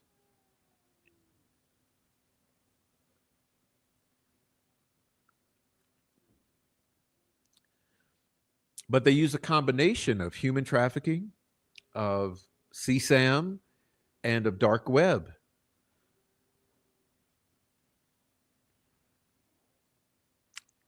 And unfortunately, it has to be the web that connects Delphi to these other crimes. These are the tentacles. There's no other option. See, when you do the process of elimination, you come down to it. This is what you're left with. These have to be the tentacles.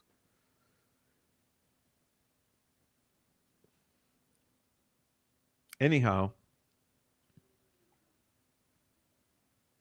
I bet she regrets coming in now because I just shined a little more light onto the actual fucking problem here.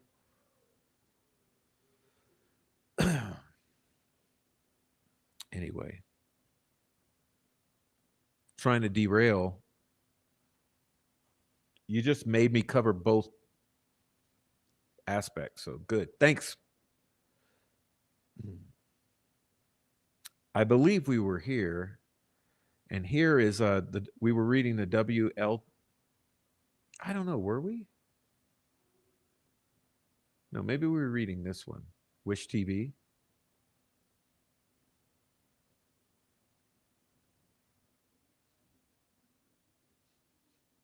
Yeah, we were on Wish TV. So we're back here at Wish TV. So thanks everybody for putting up with my little rant. All right.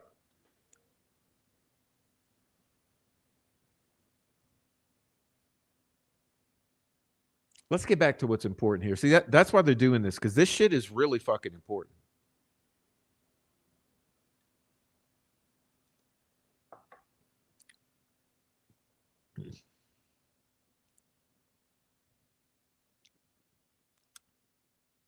I was going to highlight this, so let's get to it. Dwenger tells the jury that Walla told her about listening to Delphi podcasts and recommended it to her in early 2023. Reporter note: Allen went to Westville at the end of 22. What? Hold on.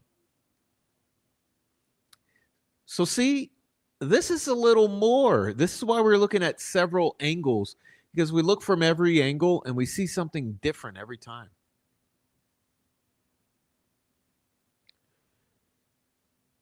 So Walla recommends podcast. So Walla, Dr. Monica Walla, while treating Richard Allen, recommends Delphi podcast to Dr. Dwenger in early 2023 while he's at Westville. Okay. So let's put this into context. November, or at the end of 2022, Allen enters Westville. Walla starts seeing Allen. By early 2023, Walla says, "Hey, Dr. Dwenger, my supervisor, the head bitch in charge, director of behavioral health for IDOC. Yeah, you should listen to this Murder Sheet podcast. It's really great."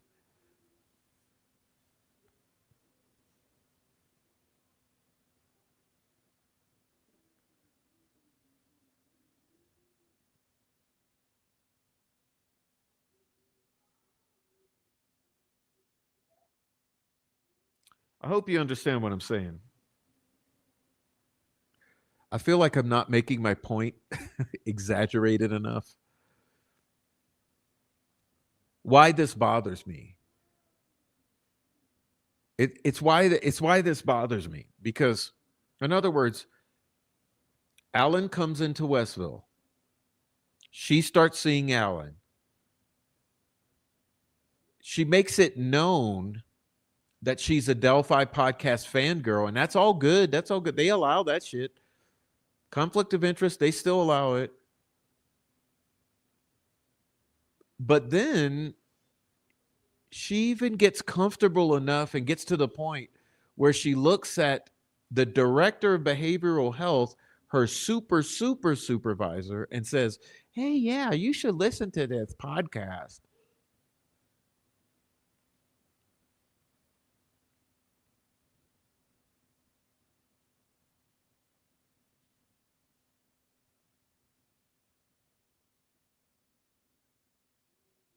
It's actually infuriating. I get close to tears. It's like an emotional roller coaster. It upsets me to the point that I'm flabbergasted. It's upsetting.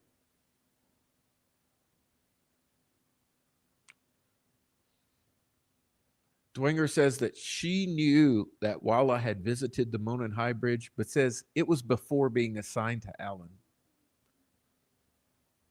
Dwenger tells the jury she thought it was unusual to visit the crime scene of someone you work with, but said that Walla talked to her direct supervisor about the issue more.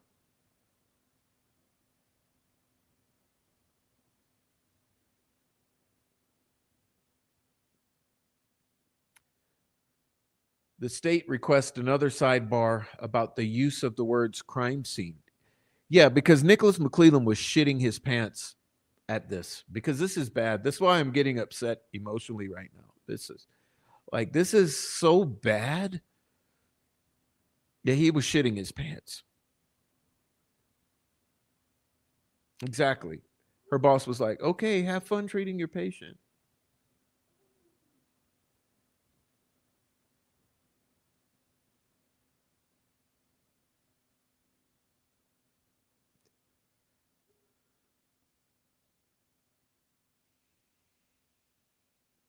Dwenger tells the jury she's familiar with Dr. Martin and that he is a psychiatrist and administers medication. She says Dr. Martin is no longer working at IDOC. Yeah, let me stop there. Okay, sorry. I'm going to pull it down. This is how you know shit ain't right. Look. And this is what's fucked about how this is allowed. Because they ain't one of these POSs working for IDOC anymore. Not even John Gallipo, the warden. So do you get that?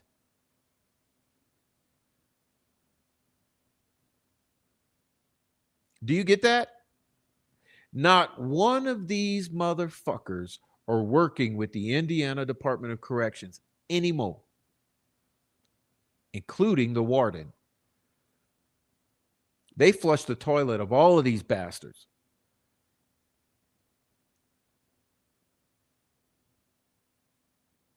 Okay, but that's not good enough. See, that's corporate America way of dealing with it. Resign. Just resign and you can go away. Resign and you can go away. All of this will go away. Just resign. Hand in your resignation letter.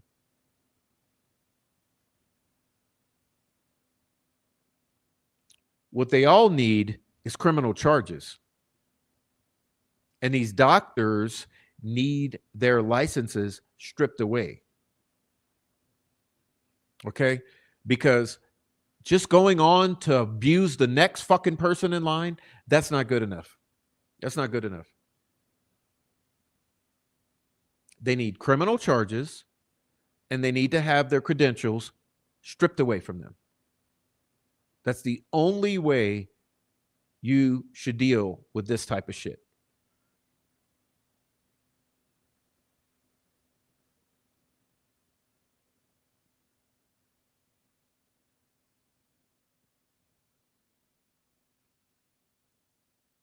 All right, let's continue. I'm sorry, when I get upset like this, it's hard to get unupset. All right. What's up, Mark Ellis coming in? What's up, Mark Ellis?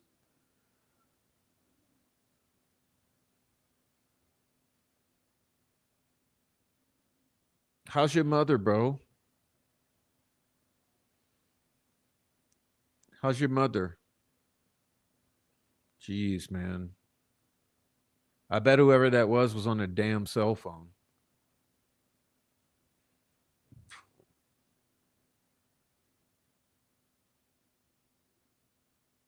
All right. Let's continue.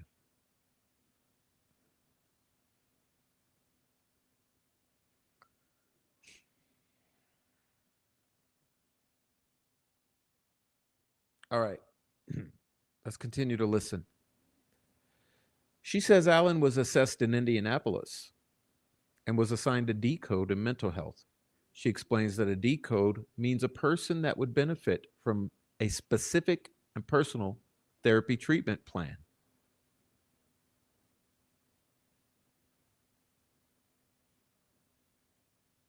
Dwingers tells the jury that she doesn't know if there's ever been safekeepers in either Westville or Wabash Valley. She says she doesn't know why he was assigned there. She says she knew there was video cameras in his cell and that worried her.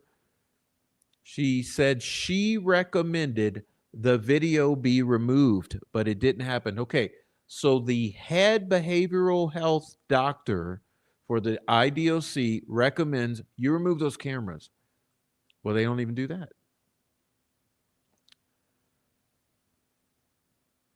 Why shouldn't the doctors have the final say in any of this?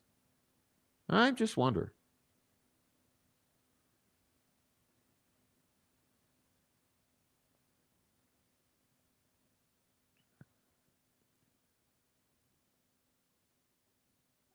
Dwenger tells the jury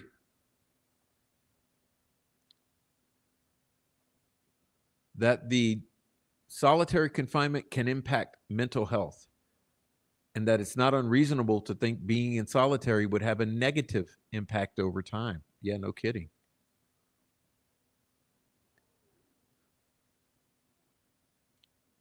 She says 30 days or more solitary happens only if the inmate is severely mentally ill. She tells the jury that 30 days. You see, this right here is inaccurate. This is where the listener was confused, so the listener reported wrongly.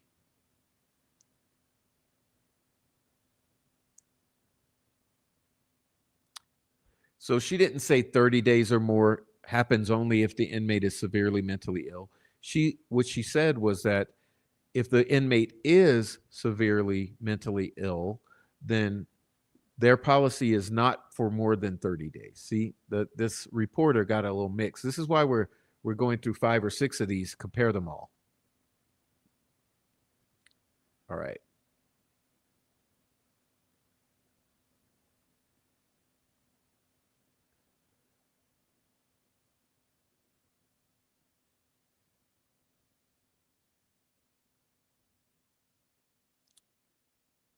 Dwenger tells the jury that Allen was severely, no, that says gravely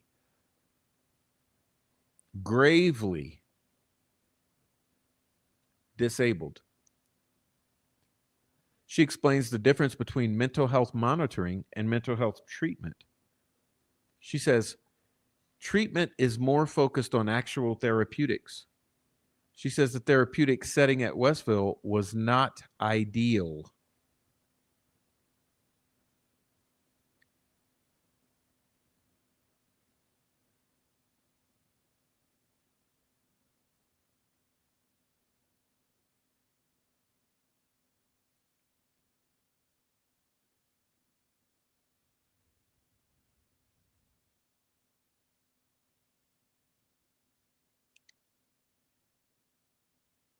Okay, Dwenger confirms she was on the team that discussed Allen's care, though was not directly treating him.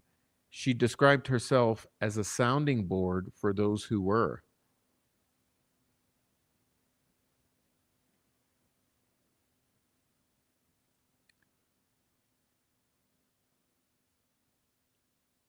The state requests another sidebar after Rozzi asked Dwenger about solitary confinement for mentally ill patients.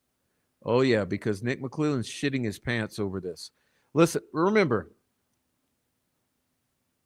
the only time you see Nicholas McClellan freaking out is when the shit's real bad. Because he's a real cocky, arrogant, overconfident, uh, ego fucking weak motherfucker. So when you see McClellan constantly object, sidebar, that's when he's freaking out because the shit's really bad. But unfortunately, this jury was retarded. They didn't pick up on any of this human shit, right? It's like, what happened with this jury? All right, at 9:56, Rozzi ends questioning. Diener begins cross-exam.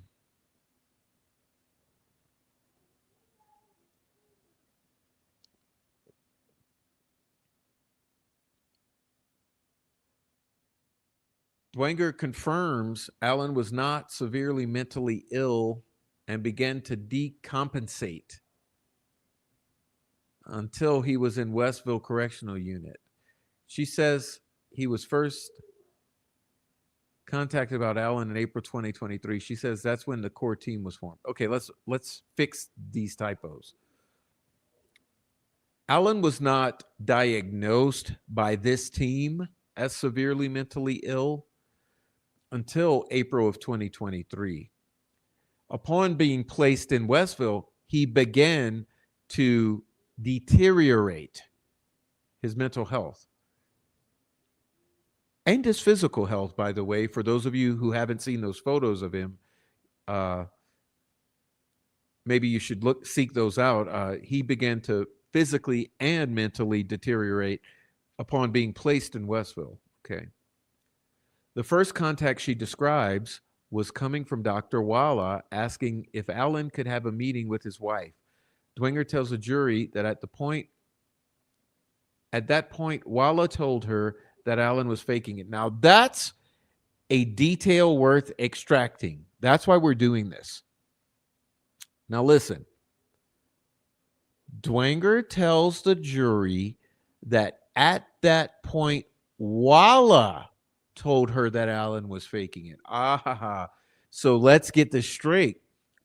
It's not her opinion that Alan was faking it ever. Who's coming to her saying that Alan's faking it? Come on, chat. Oh, we're going to turn up the heat on this bitch because she's something that she's a nasty. Oh, she's nasty. Yeah. The same one who's the Delphi true crime fan girl, podcast junkie, visiting the crime scene, excited, recommending the murder sheet, blah, blah, blah, blah, blah. That very piece of shit is the one who's going to the director of behavioral health for the IDOC and saying, oh, he's faking it.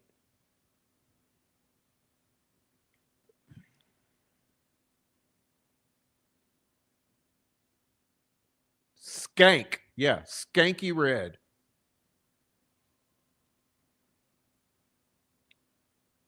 He's faking it. Oh, tell me about the white van. Okay. I mean, let's be real here.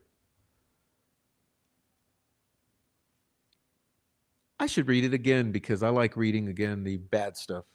I do the inverse McClellan. I reiterate the bad shit. I don't object to it, make it go away.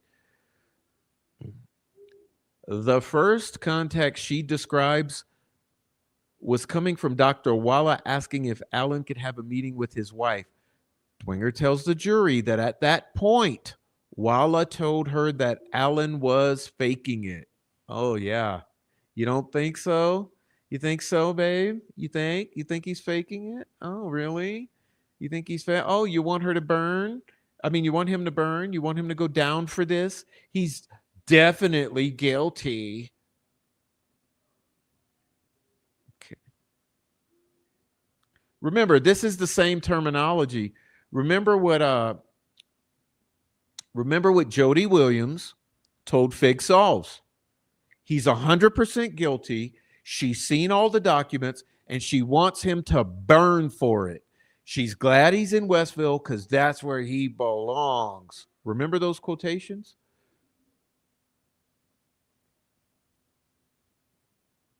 I know that you remember those quotations because I showed you the text messages myself.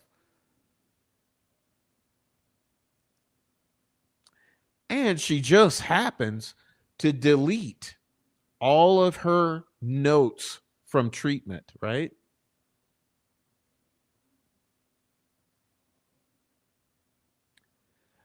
And let me tell you this.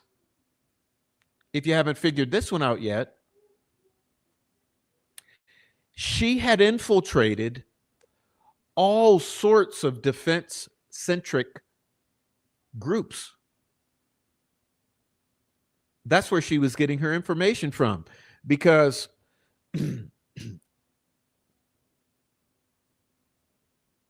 people from the defense were talking to people on the outside who were sharing little groups.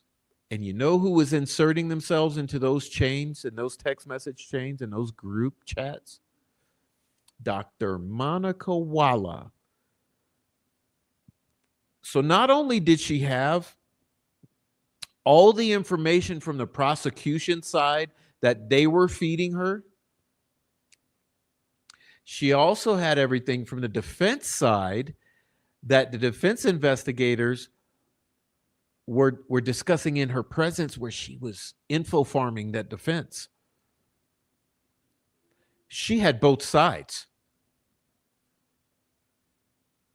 Do you understand that she had access to information from the prosecution and the defense, she was putting it together and going to Richard Allen, treating him.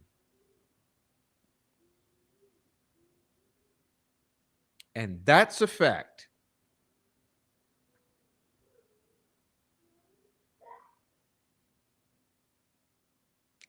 And I know it, and I got receipts.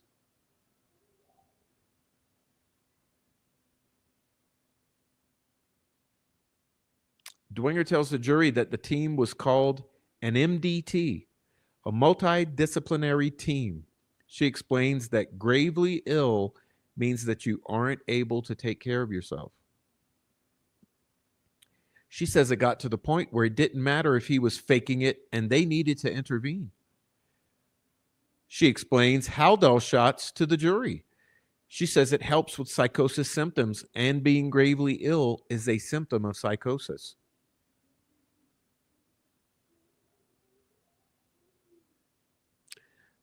Razi objects. Oh. Of course he does. What else would he do?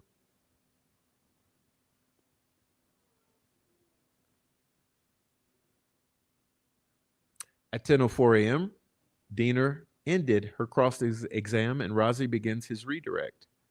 Diener asks for a sidebar. Reporter notes, judge looks frustrated. That means things are going well on the stand and bad for the prosecution. State objects again after Razi asks another question.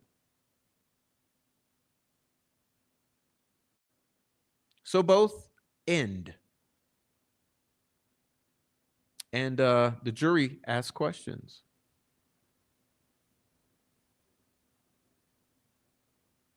Question 1. Does the DOC ever place safekeepers in general population?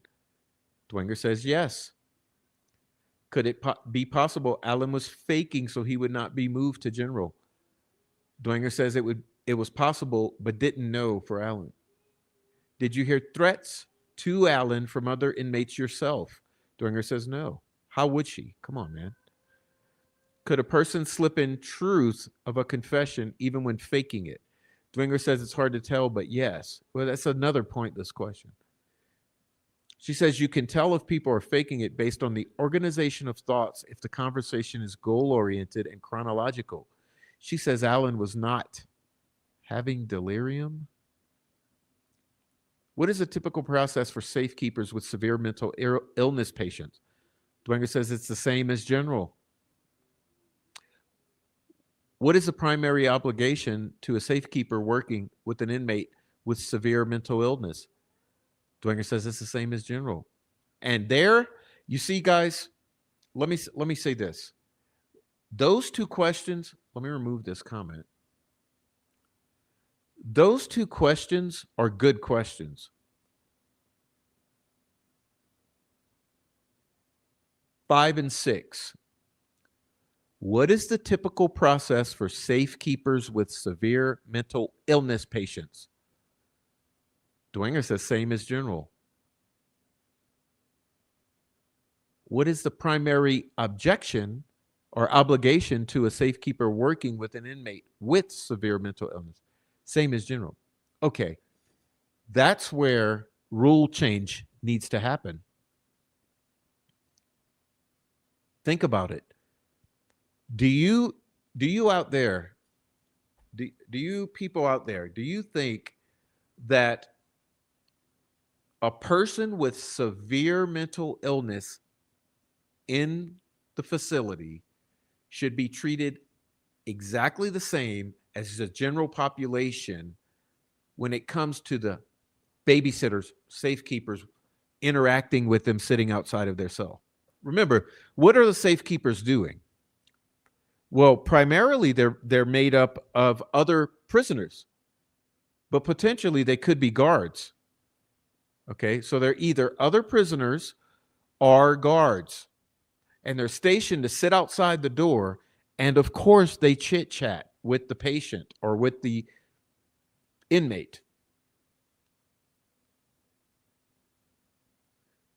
Don't you think that if a person is suffering a severe mental illness, that their safekeeper babysitter who could be an inmate or a correction officer, don't you think that person should be treated as directed by a doctor? In other words, maybe don't talk to them,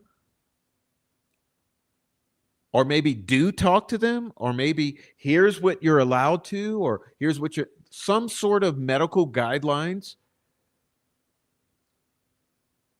So for me, this 5 and 6 here, this is the jury actually showing some signs of intelligence and maybe pointing us towards a brighter future for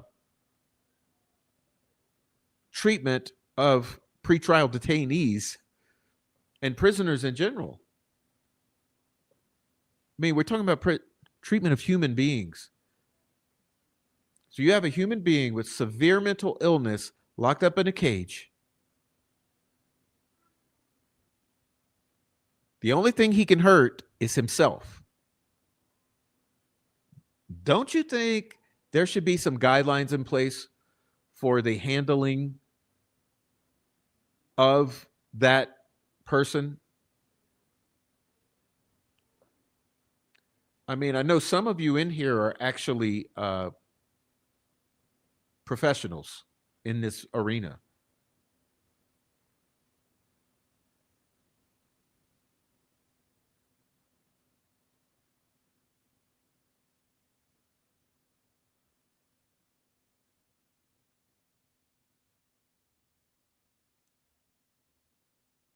I mean, look, they could have easily been sitting out there exacerbating his condition, which is what I think exactly is what happened. I think he's undergoing mental illness. They're sitting outside of the cell and they're doing sinister shit, telling him that they're going to unalive him, maybe that he should unalive himself. They might be singing songs to him about unaliving, taunting him, telling him what they're going to do to his daughter when they get out.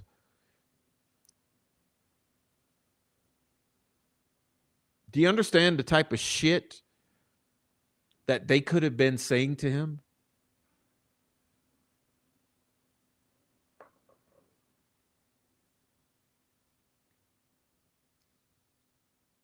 So this shit's a fucking circus, man. Whoever says it's not is part of the problem. Like I said, imagine if it's your son or your father. Imagine.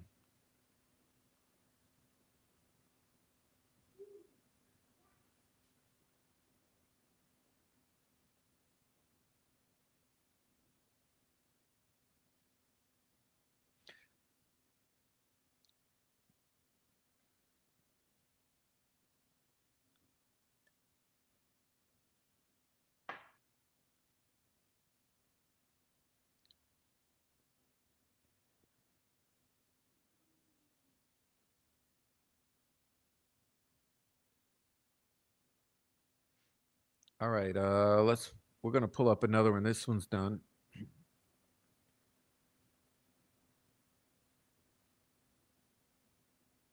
All right, let's go with next up is Court TV, and you don't expect. I hate to be negative, but don't expect much from Court TV, as you know. All right.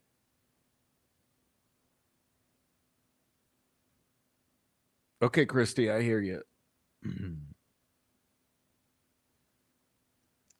Let me take a moment then and look at it before we get too far along here. Just so you guys know, I have my text messages all muted and whatnot during the show, so I don't hear if texts come in. So you gotta like relax. Yeah, I don't see anything, Miss Christy. All right. Anyway, let's get back to it. Okay.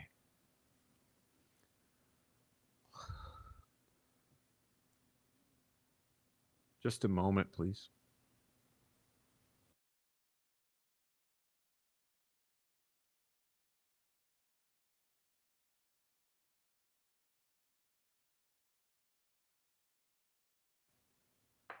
All right, we're rolling. Let's see. We're going to do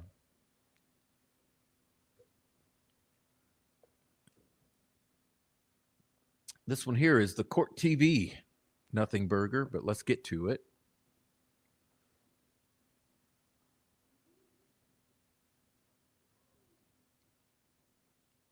Here we go. Dr. Deanna Dwenger, a clinical psychologist who worked for the Indiana DOC Behavioral Health, testified about her knowledge of Dr. Walla's high interest in the Delphi murders case. Oh, she should have never been allowed to treat that man. It's really a shame.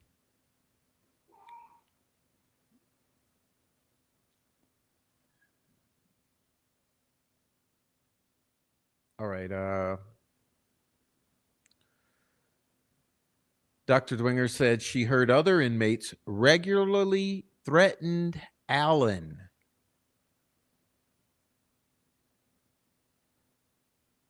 And he was always on camera while he was in his cell. She recommended the cameras be removed to improve his mental health. So again, this is not coming from Robert Baston.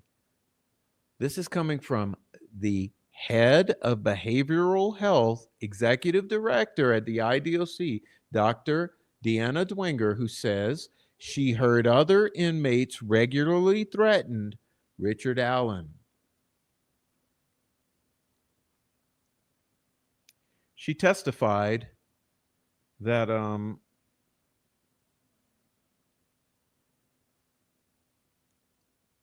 policy is inmates with serious mental illness cannot be in solitary for more than 30 days.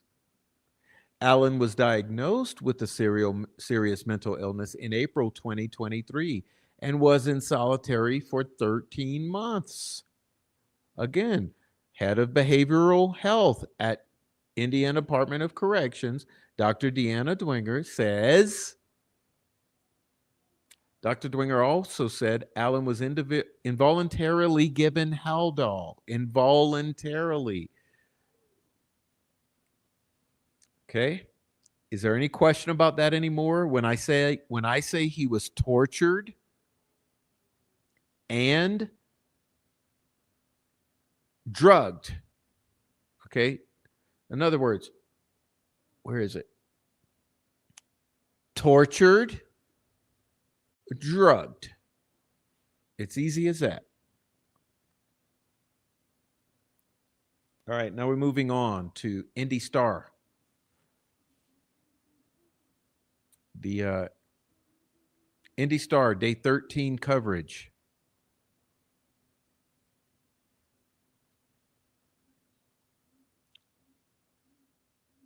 This one's pretty good. Let's read the title here. Delphi investigators grilled by Richard Allen's defense team. Okay.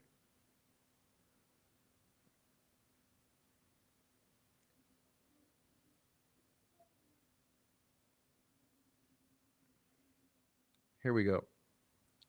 Richard Allen was seriously mentally ill while at Westville prison, IDOC psychologist says. Allen arrived at Westville Correctional Facility in November of 2022.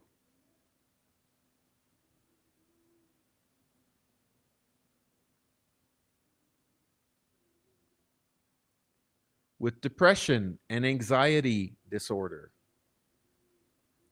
By April of 2023, around the same time he began confessing to the crimes, hello, red flags,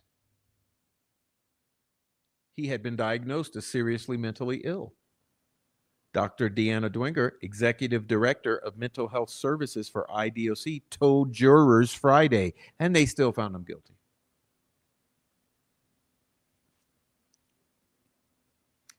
Again, I want to read that again. just because I can and because it doesn't hurt to hear it twice.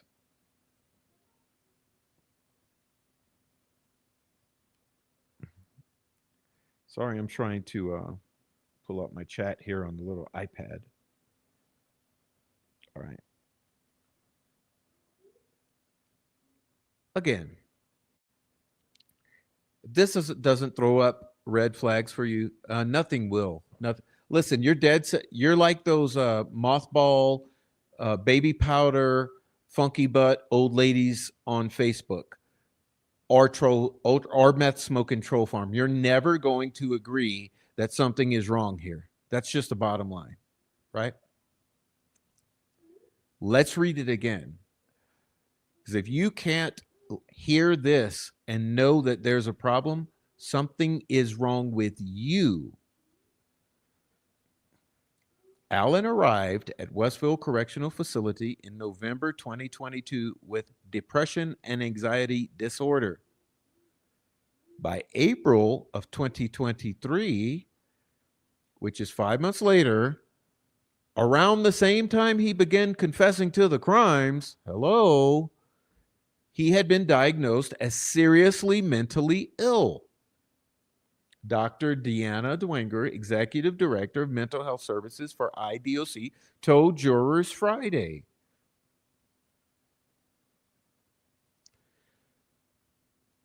Dwenger, the fourth defense witness to take the stand, said that prolonged isolation and segregation aggravated Allen's mental health condition.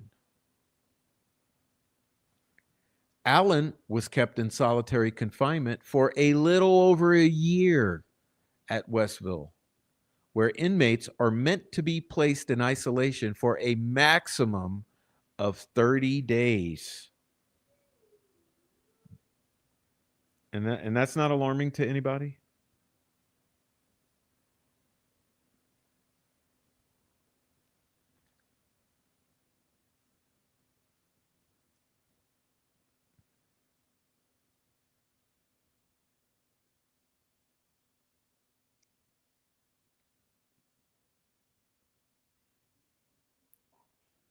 See, that's what I'm saying. It's not genuine to say that this guy's guilty. He confessed. He's the guy. He's got it. Just let it go. Just let it go. Just let it go away.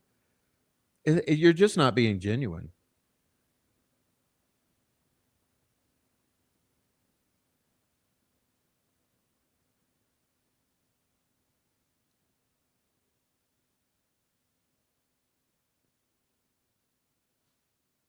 Which is how you reveal yourself.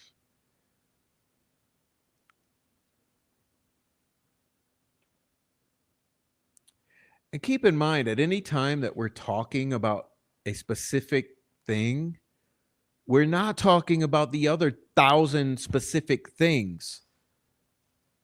You understand that? We're not talking right now about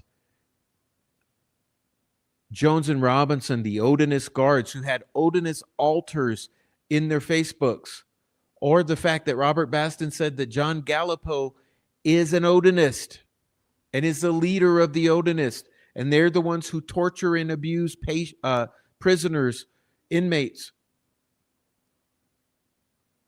We're not talking about all the death threats about the communities and all the bodies, all the deaths around the community. We're not talking about all of the anomalies with the fucking case.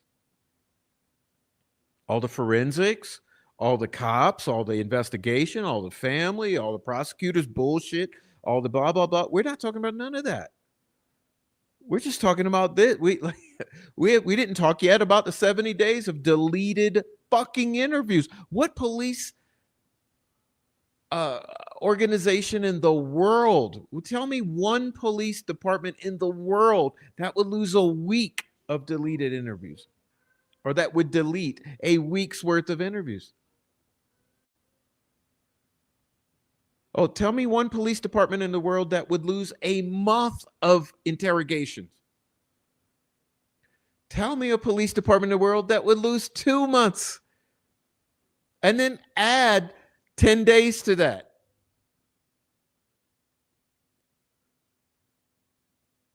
You see, we're not talking about any of that. We're just talking about this, and it's as bad as humanly possibly imaginable.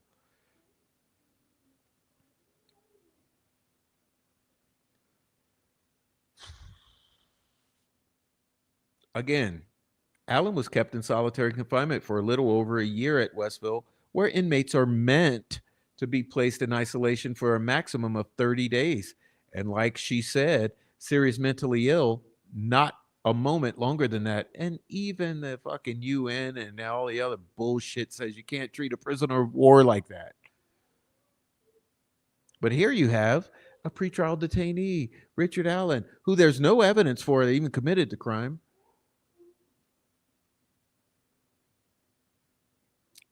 Allen, his attorney said, was fed through a door slip. The lights in his small cell were never turned off, and he was constantly monitored via a camera. Yeah, and he was also bothered by the lights, the sound, the constantly being called a baby killer, and the death threats and the threats to his family. We haven't even mentioned yet that he's sleeping on the floor,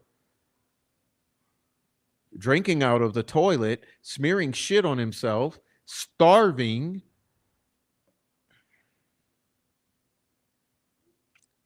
Dwenger also said Allen was also diagnosed as gravely disabled by Westville's mental health staff. Yes, it was a panel of 3. It wasn't just one doctor. Allen's grave disability wasn't specified. No, but it was a serious mental illness diagnosed by a panel of 3 doctors. And after that April 13th, 2023 diagnosis, he was still left in this solitary confinement for how long?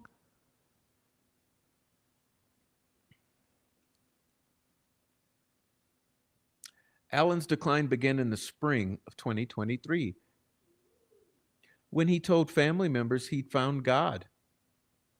Yes, remember, oftentimes finding God is an aspect of schizophrenia or the beginnings of a psychotic episode that's prolonged. And I'm not saying always, because of course, the mentally astute and sober and very most balanced individual can find God. But it's also kind of a predisposition for people as they enter schizophrenic type of episodes to go towards the spiritual dimension. He later began confessing to the crimes in several phone calls to his wife and mother, to prison guards who were assigned to monitor him and keep a log of his behavior, and during sessions with his therapist. Coinciding with his confessions was a series of bizarre behaviors. Do you think that's accidental? Look, let's go back. Series of bizarre behaviors coincided with confessions.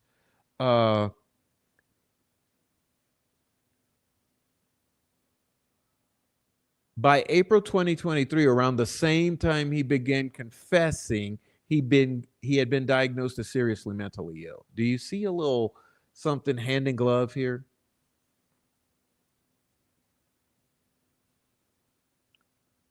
But coinciding with these confessions was a series of bizarre behaviors, such as flushing a Bible in the toilet and eating his own feces, and being diagnosed as seriously mentally ill by his 3-panel mental health group.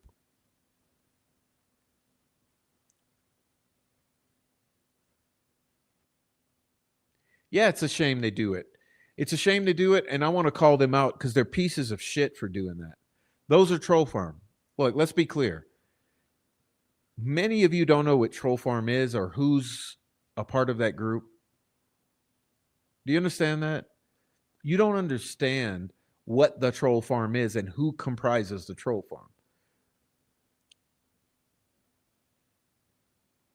There's more than you think. Okay, there's more than you think.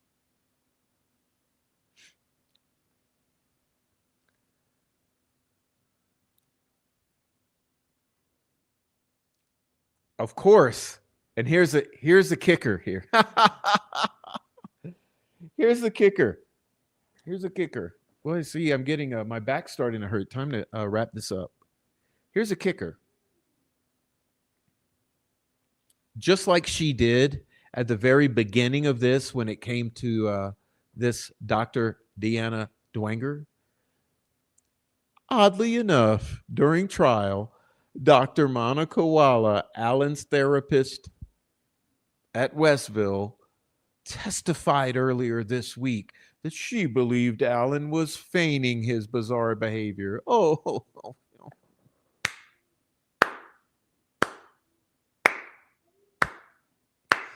bitch, you don't ever need to practice medicine again in any place.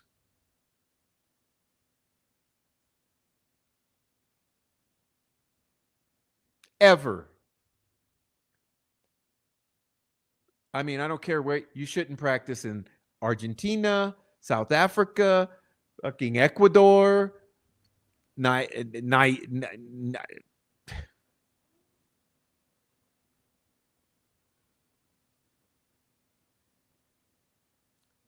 I'm telling you my blood boils,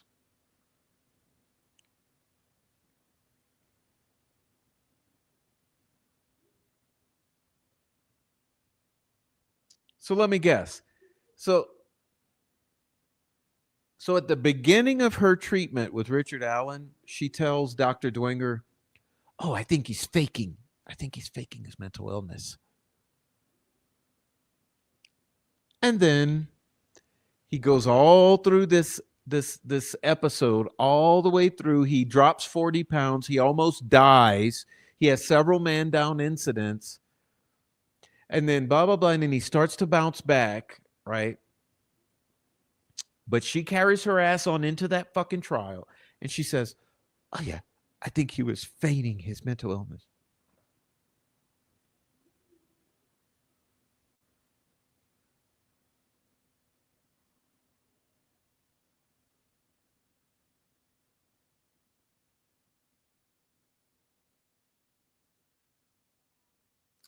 Anyway, it ends like you would expect.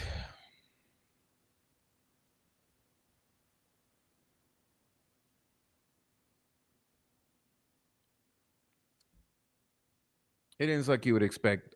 During cross-examination by Diener, Dwenger, who oversees contract employees like Wallace, said Allen was not diagnosed seriously mentally ill until he started his decline in April. At that time, the mental health staff at Westville determined that Allen was deteriorating enough that he needed intervention, regardless of whether his symptoms were fake or genuine, Dwenger said. One juror asked if a person who's faking mental illness slips in truth in a confession. Yeah, think you had your mind made up.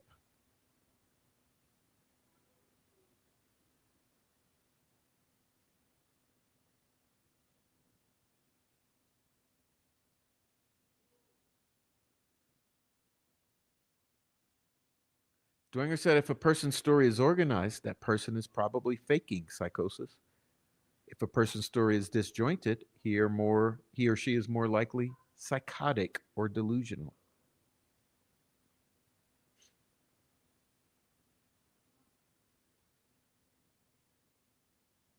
Oh, look, what's that? Jurors hear from witness who reported seeing older model vehicle. Oh, that's not Richard Allen's car, is it?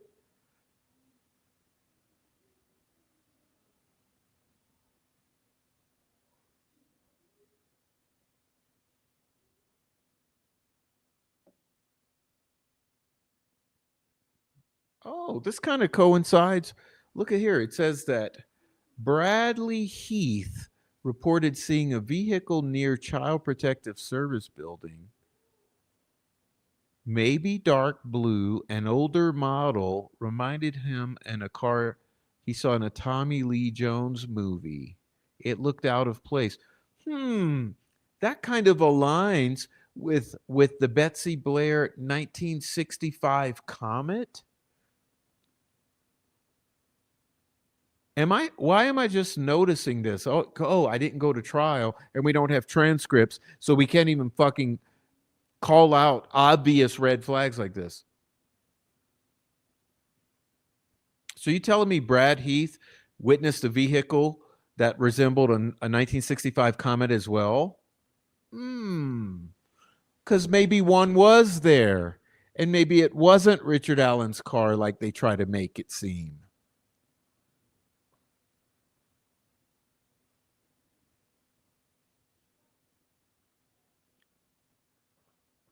Tell you what, man, this case is shit.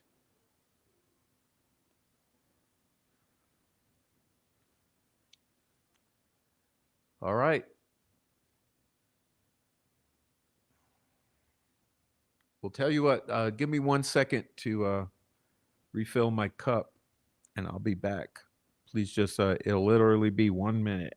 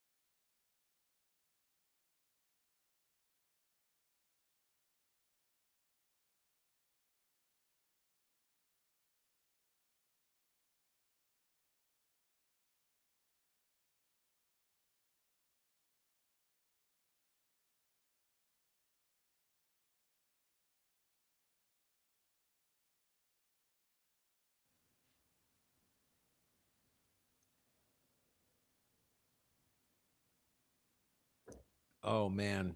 I cannot believe this shit. All right. So,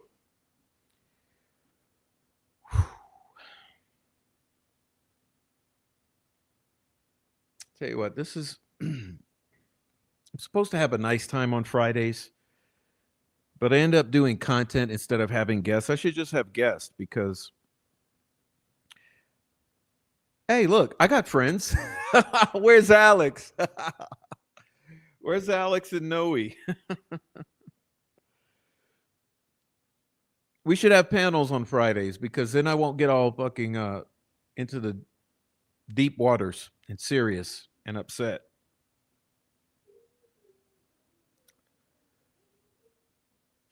But since we're already here down this road, I gotta finish.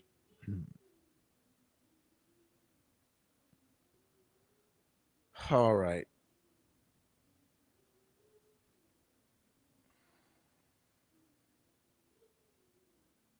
Yeah. Where Alex? Where Alex and Noe and Rick and everybody else? Can we get on the panel and just laugh and talk shit? I can't keep this up. This shit's giving me a aneurysm. It's gonna give me an aneurysm. All right. One more for y'all.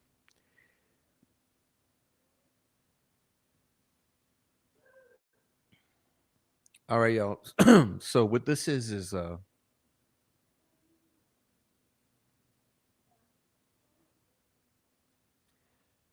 honestly, listen, I know I'm saying I don't want to be more upset. This will get me more upset. But what this is here, as you know, there's a lot of things we don't have transcripts for. Okay? Real talk. So one thing we don't have transcripts for is Dr. Monica Walla's August 31st. No, it was July. Sorry.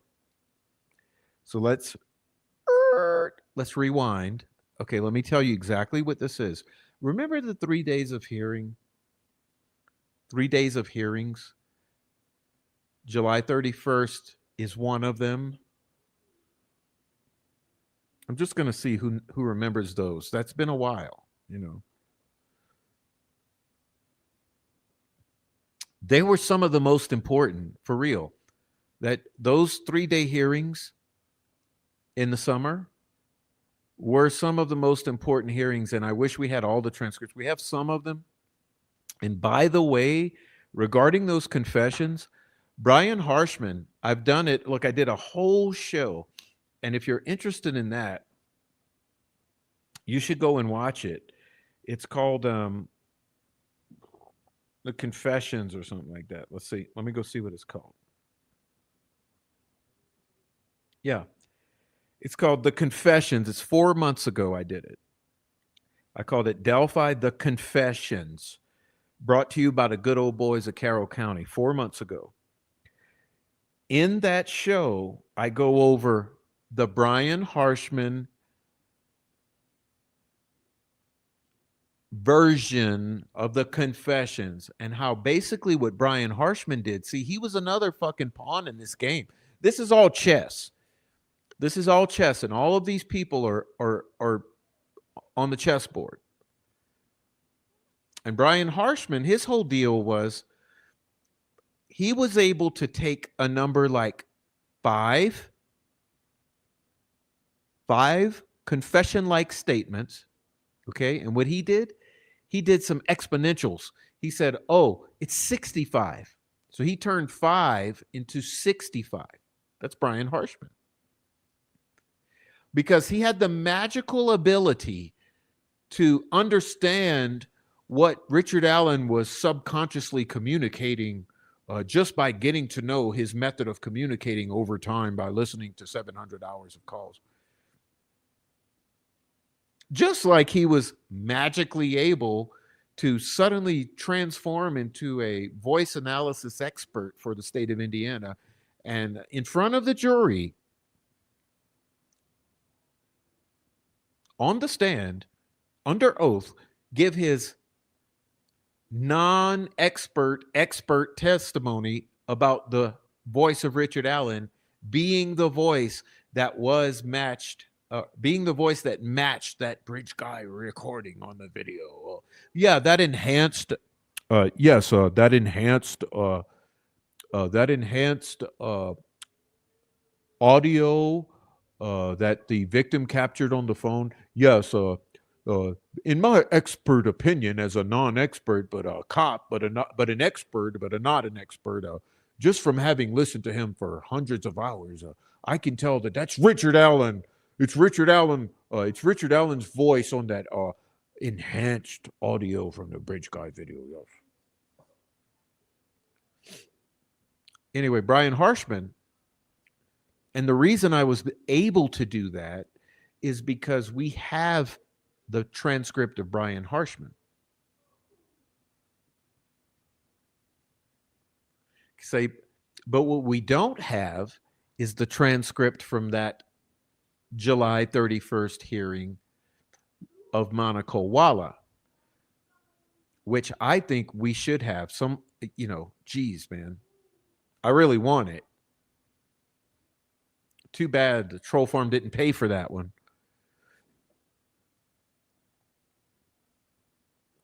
They didn't want to pay for that one because it was bad. See, they only paid for the ones.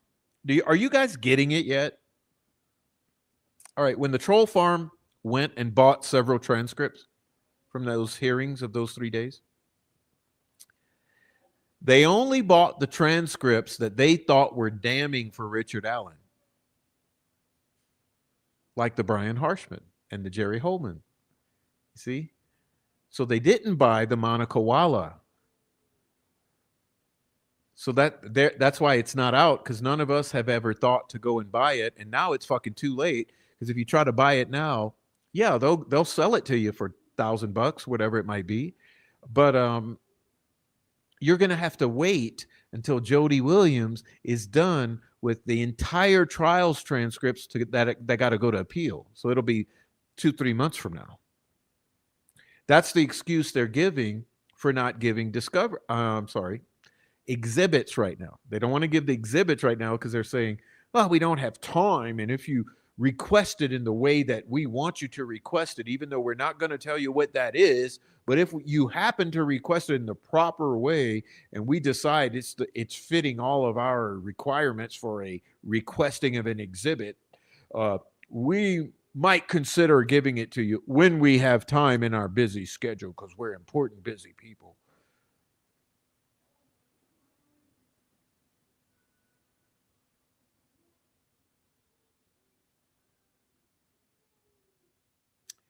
but we're stuck without this.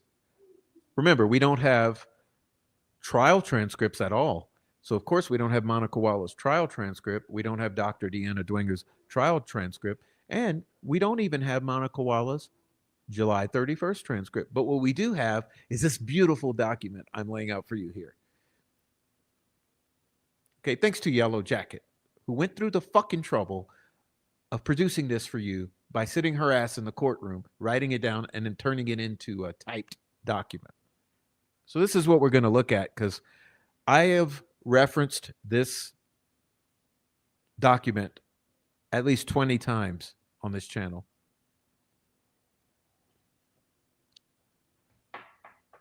It's been very helpful, and it's so emotional to me. Every time I read through this, I have an aneurysm, basically.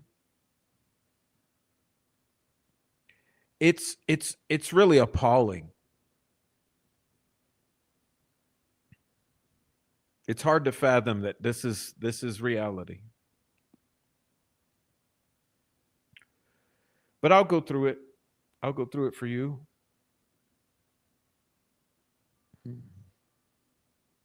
Again, I mean, I've already, like I said, I have covered it before or referred to it many times.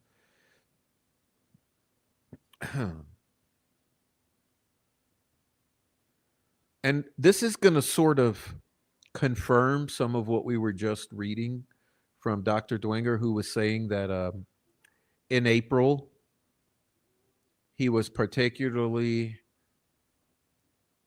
in dire circumstances. And oddly enough, this is the exact time he's giving these confession-like statements.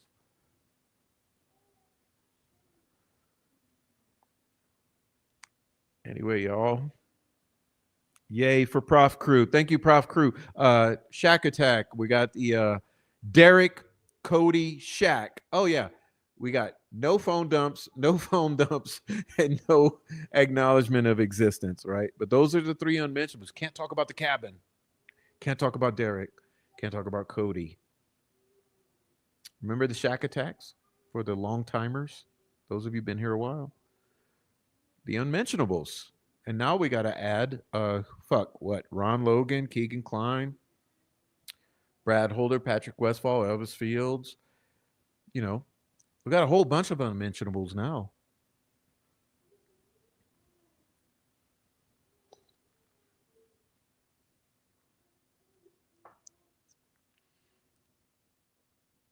I was at the hearing. Monica Wall is a real piece of shit, coy and flirtatious on the stand with both sides. Oh, I'll slut shame her right now. Yeah, that's how she gets away with bullshitting everyone.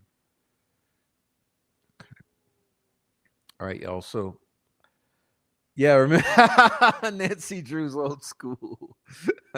Nancy Drew. I used to drive people crazy with that with that party horn. Remember?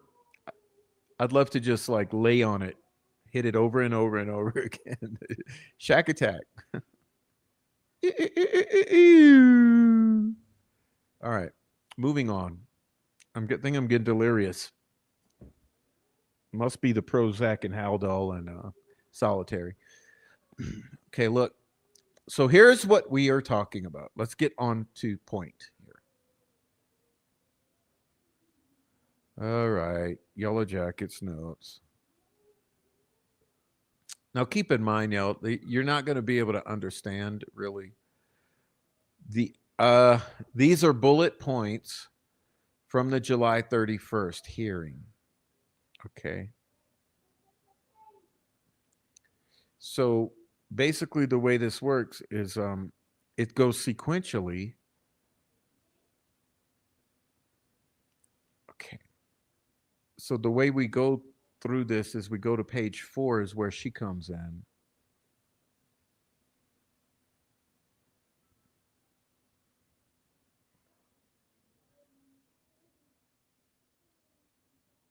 Okay, 2, 3, 4. There we go. It's kind of too small. So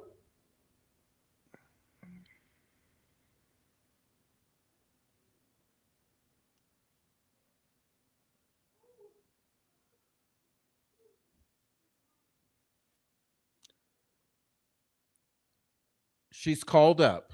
Okay, Razi calls Walla. She's the lead psychologist since 2011.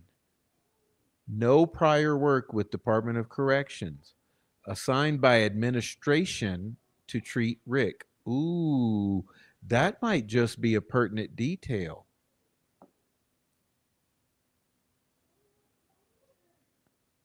So the administrator of the prison, or maybe it's that centurion, someone specifically assigns her to treat Rick. You see that detail there? Assigned by administration to treat Rick.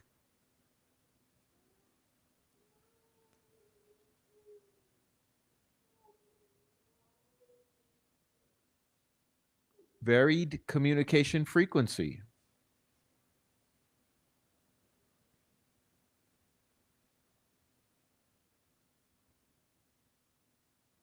Daily for 4 months upon arrival and during suicide watch. Daily for 4 months. And then for some reason, she moves to weekly for a month until April of 2023, which is when he has his psychological breakdown.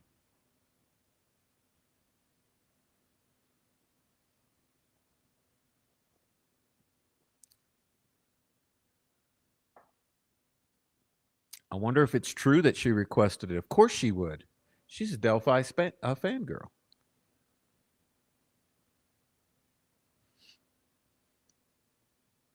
Okay.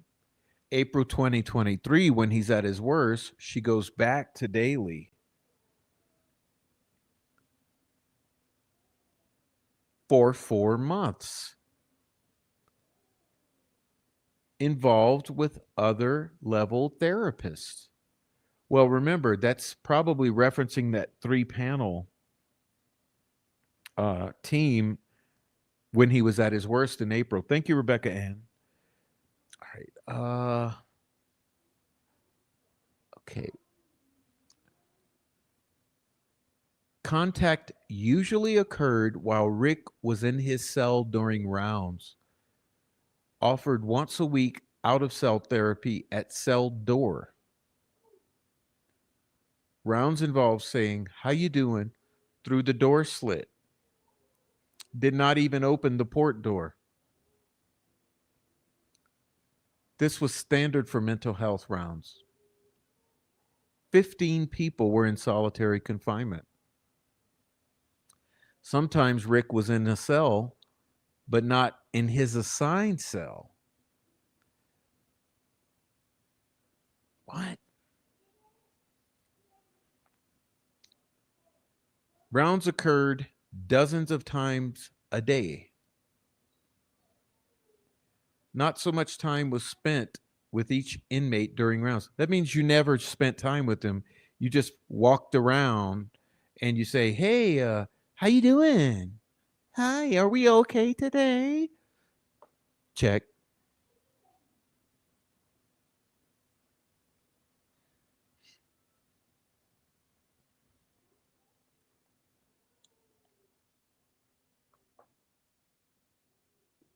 All right, let's continue.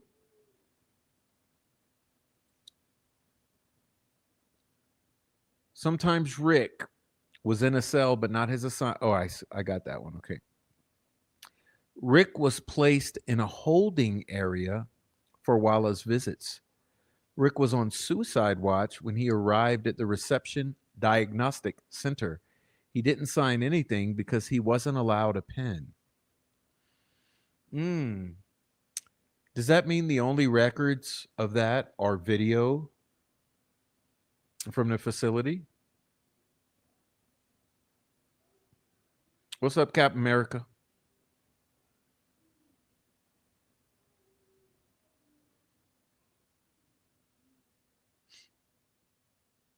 All right.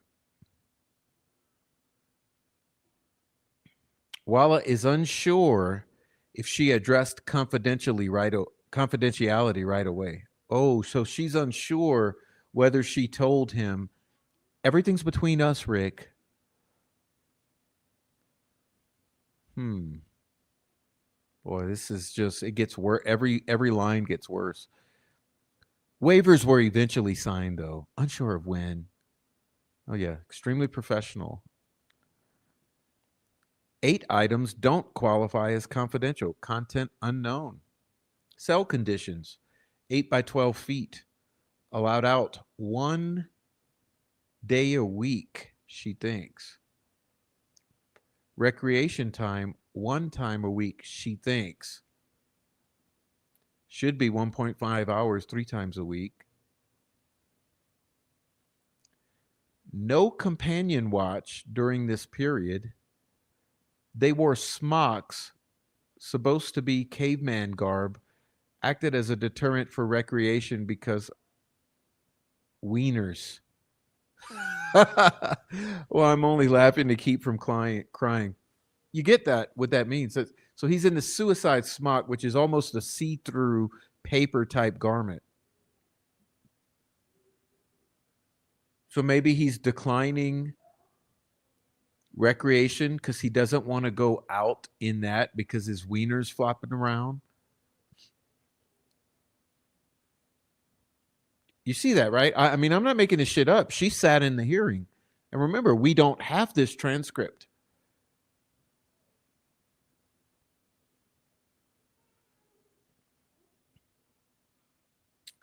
All right, keep going, Prof. Diener objects. Objects. Of course, because it's horrible. Are you fucking kidding me, Indiana?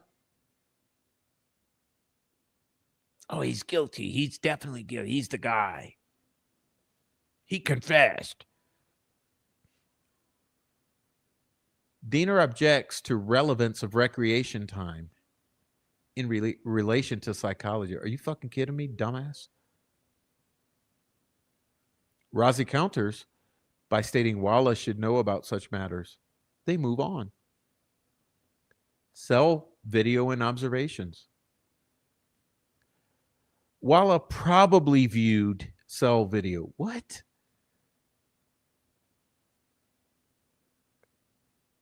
How would you, how, being a Delphi fangirl, think about this. Monica Walla. Being a Delphi fangirl, are you telling me that she could not definitively say whether or not she had seen cell video?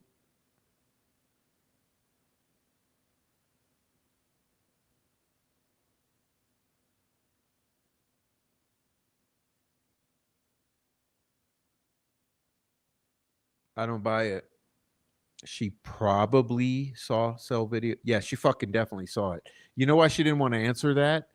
Because she probably shouldn't have saw it and she didn't know what the law was, so she didn't want to say yeah I saw it or no I didn't, because she didn't want to lie, but at the same time she didn't want to get anyone in trouble and say yeah I saw it when she wasn't supposed to see it. So she says probably. Okay, where are we? Noted that Rick paced a lot, 5 steps each way. Yeah, that's a sign of anxiety.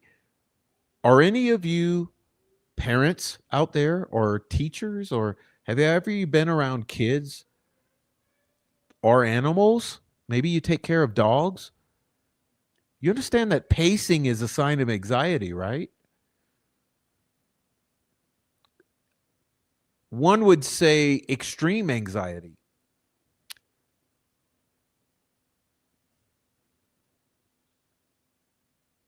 She thinks he had a light on all the time, which could be considered a form of recreation. Brah. You're an idiot, bitch. It's a form of torture.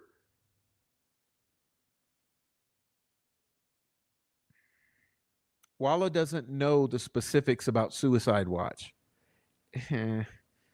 You should.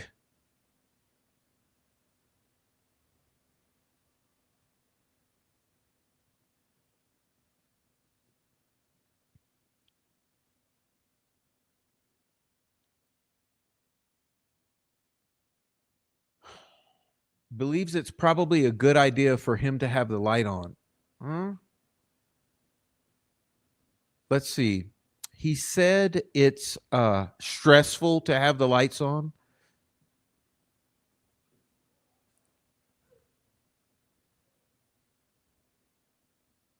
All right. Cell observation. Walla noticed Rick's windows. She acknowledged he slept and ate on the floor. Okay, you understand? You hear me out there, people? I'm saying he's tortured and abused and drugged to coerce these confessions. She says she acknowledges he slept and ate on the floor. Rick told her there was a problem with rats.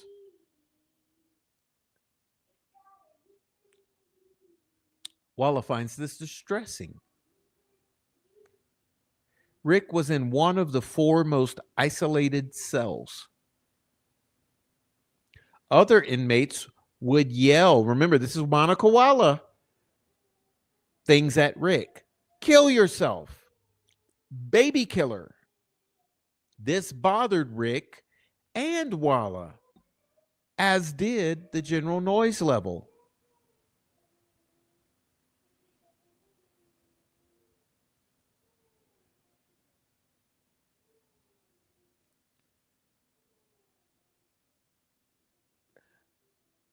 Walla was familiar with Rick's cardiac history, Rick's history of depression, but no formal psychological evaluation was conducted.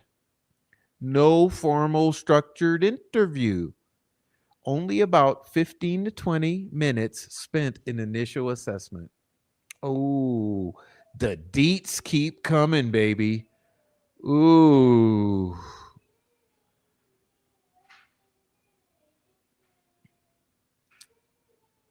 Walla knew that Rick had major depressive disorder, and by his standards, it was not a serious condition.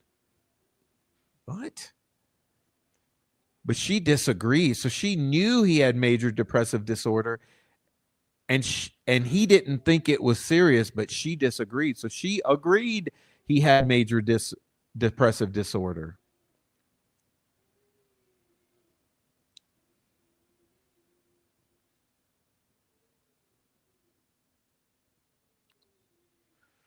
Medical history.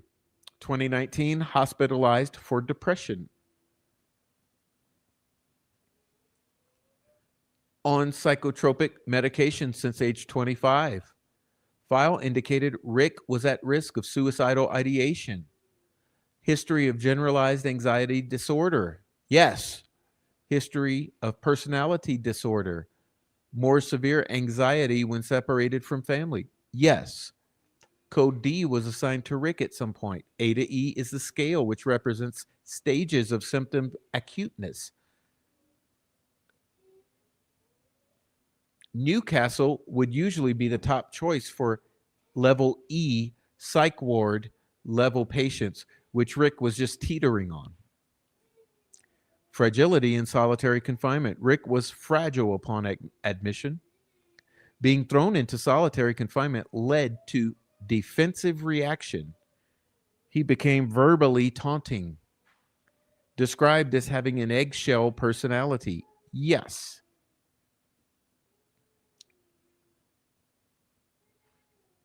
Suicidal ideation on intake and administrative decision. No records indicate Rick was suicidal at intake. Placed on suicide watch due to high risk no matter what. Yes, that's what they call safekeeping. Admin was going to keep him there no matter what, she said, referring to AO status, administrative observation status.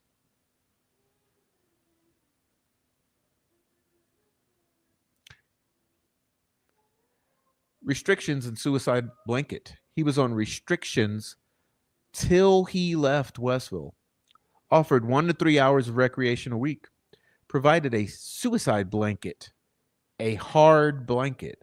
Oh, Lord, I'd love to see what that is. I don't even know what that is.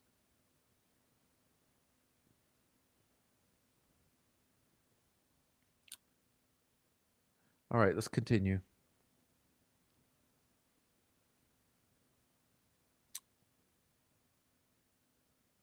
Did Walla order companions for Rick?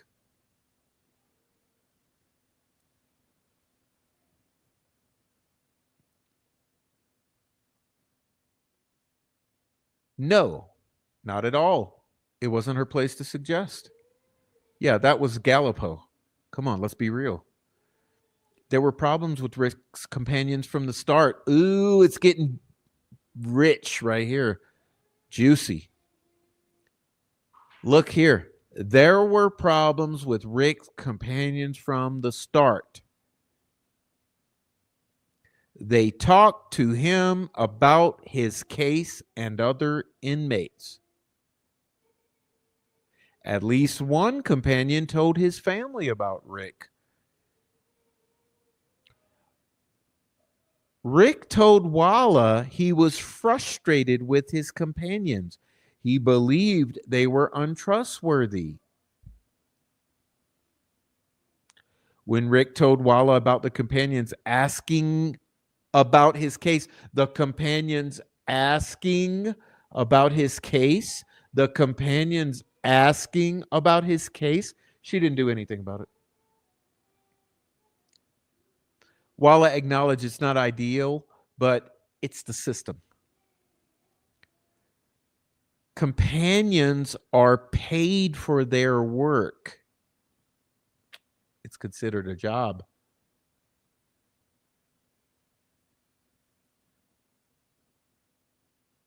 I told you.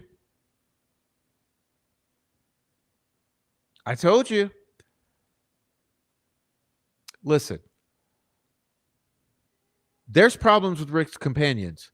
They talk to him about his case. They're going back and leaking it to the outside.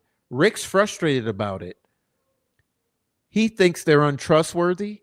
He tells Walla about the companions asking about his case, and she didn't do anything about it. She says, I don't know, it's not ideal, but it's the system, dude. And it's considered a job.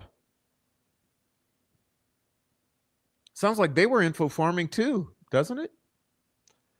Well, March 2023, psychological program expanded to 40 Indiana State prison inmates. Walla thinks the program was shut down. Walla sought Rick's consent for the expanded program. Both Walla and Rick agreed the program wasn't a good fit per doctor's orders. Walla let Rick make the final decision, and he said no.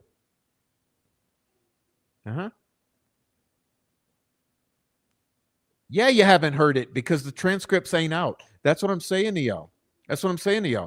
This shit right here, listen, if you want to do a fucking fundraiser, do a fucking fundraiser to purchase Dr. Wallach's July 31st, 2024 transcript. I can't pay for it. I mean, shit, I'm asking you for cash apps for the, just to keep rolling here. But I'm guessing it's going to be $1,000. I don't know what these things cost. But like I said, Troll Farm bought a few of them that they thought were bad for Rick. Harshman, Holman, Mullen. But they didn't buy they didn't buy Dr. Wallace. Okay, let me continue. I'm sorry. I'm getting upset.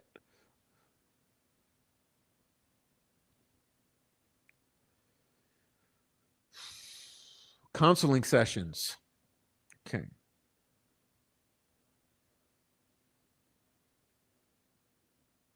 Oh, is that true, Leave with Love? Is it sealed? How is that even legal? There's no HIPAA shit here. Like, this is more a reflection on IDOC than it is on Richard Allen. Can't he sign a HIPAA waiver and say, like, look, Fuck sealing this shit. Why is it sealed? If it's sealed for his benefit, it would be his benefit to have this unsealed.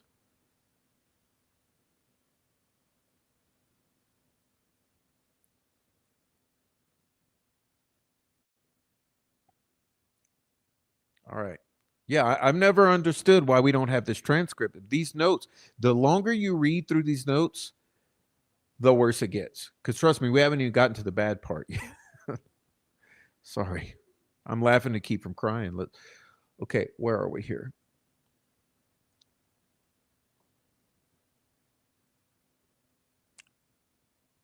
Rick was one of Walla's first pretrial patients. Sometimes down the hall for more involved sessions, sometimes in a 2 by 3 foot triangular cage made of concrete walls with a gate in the front.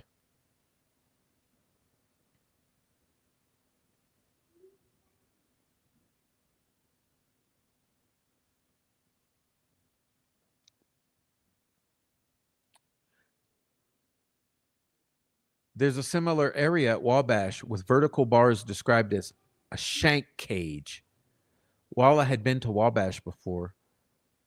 Traditional versus actual therapy. Rozzy describes traditional therapy session, which doesn't align with Rick's experience at all. No formal therapeutic evaluation was conducted. Walla provided handouts on depression and anxiety. That's his treatment. I'm sorry. Y'all, for real. For real, y'all. Listen, Rick's treatment.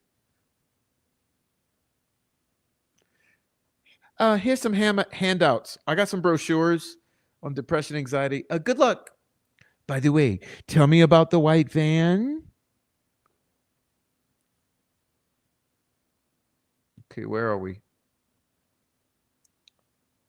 Gave him a mandala, a memory book, crossword puzzles, and crayons. Well, I guess thanks.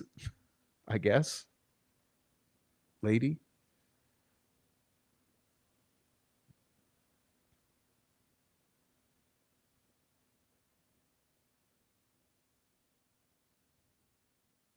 All right, let's continue. I'm serious. I'm only laughing to keep from crying. This shit makes me want to fucking explode. Okay. Walla's abilities were limited by the administration of DOC. Focus was on basic conversation, medication management. You know what that means. Shoot him up with that fucking Haldol. Let's get these confessions, babe.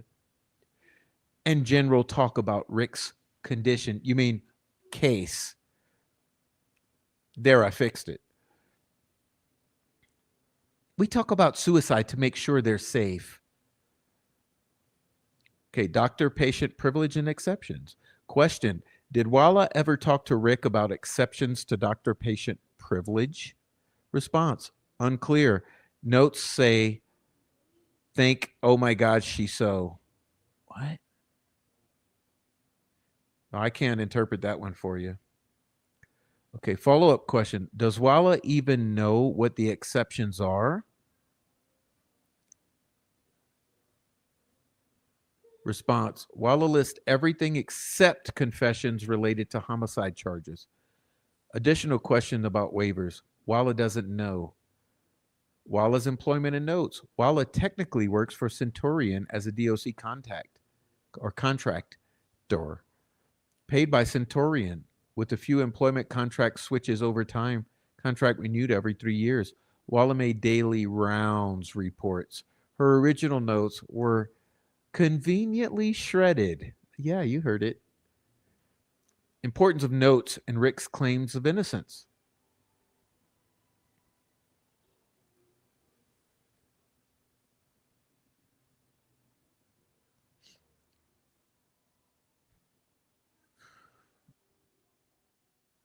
Agreement that Walla's original notes would be the best record. Yeah, don't you think so? You would think so. Wallace says Rick proclaimed his innocence at the beginning. He was fixated on his wife and believed she was misrepresented. By December of 2022, Rick emphasized that he was being treated badly. Oh, what is that, a month in? It's a month in. So a month in, he's already emphasizing to his doctor, Monica Walla, I'm being treated badly. Red flags? All right. By March 2023, Rick stated, I don't feel right. Walla acknowledged his baseline is depression and categorized his condition as poor, critical, deteriorating. Here's where it gets rough, y'all.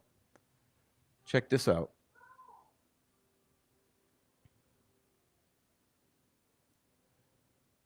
April 1st, 2023, documented suicidal ideations, delusions.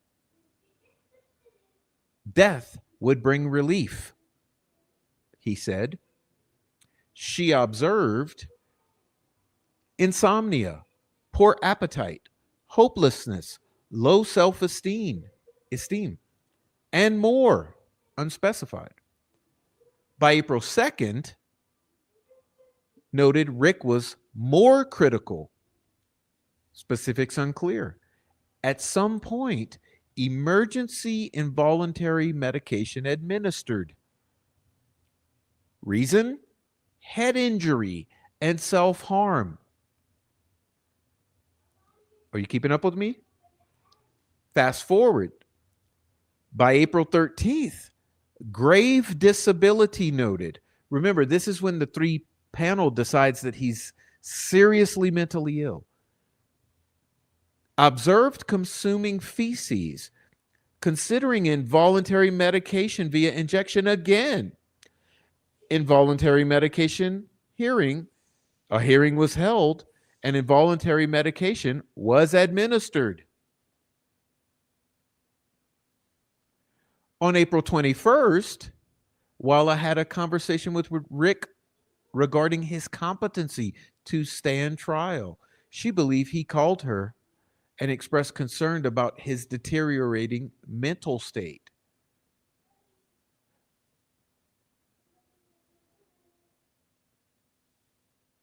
Walla observed disjointed thoughts in Rick.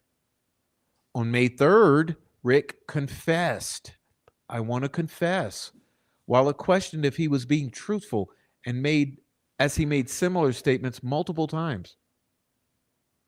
By May 12th, Rick's disorganized thinking had accelerated. On May 18th, he had a man down incident due to his next scheduled injection.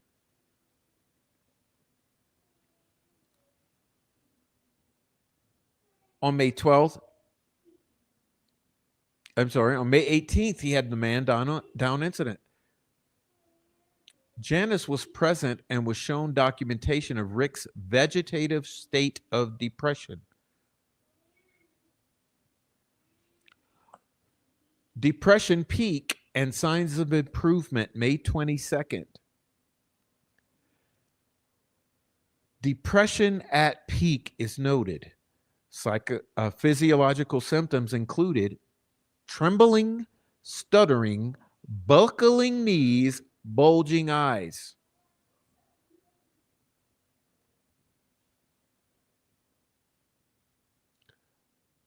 Let's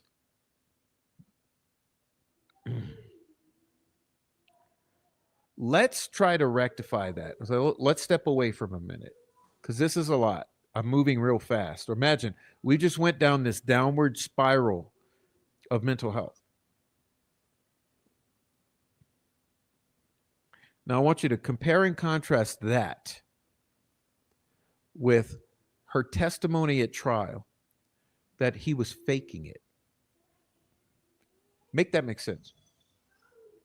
Come on, y'all are smart. I got the best fucking chat in Delphi. I already know it. Smartest people, best guys. Make that make sense.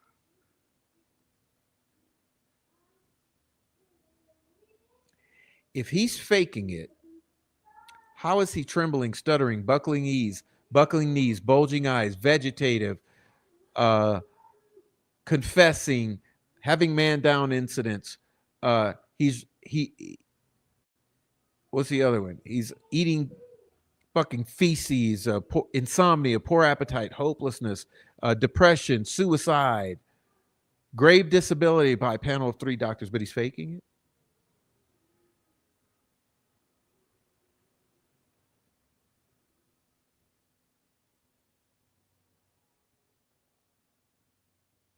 And remember, like I said, he's on a ground level of Prozac, mid-grade Haldol, next level baby killer, kid killer, I'm going to kill you, I'm going to kill your wives. Top level Jones and Robinson and the Odinist guards threatened to kill his entire family, leaving the lights on, making noise, sleeping on a cold floor, the entire box. Okay, the context he's in, or the context.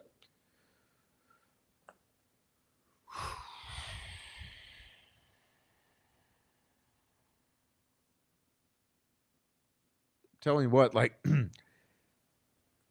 I feel like it's just astonishing that we even have to do this, that we have to have this discussion, because this all speaks for itself. How is this not obvious to everyone out there in the world? I mean, what kind of world am I living in which I have to actually say this stuff?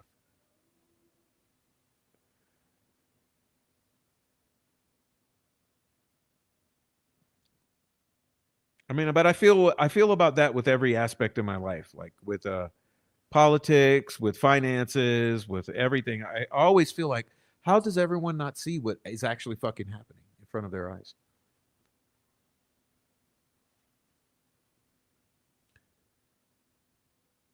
I mean, they're telling you for themselves. It's out in the open.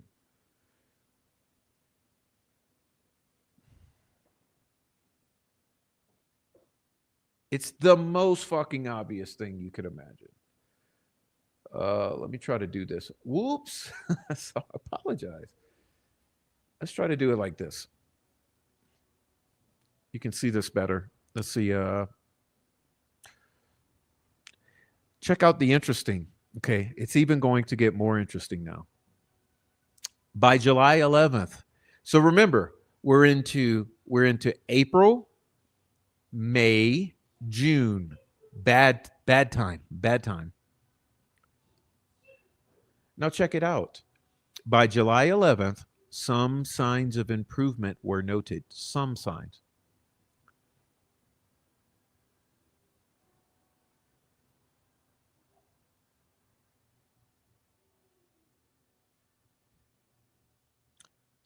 In October, Walla and Rick were still having sessions, despite Rick already being sentenced.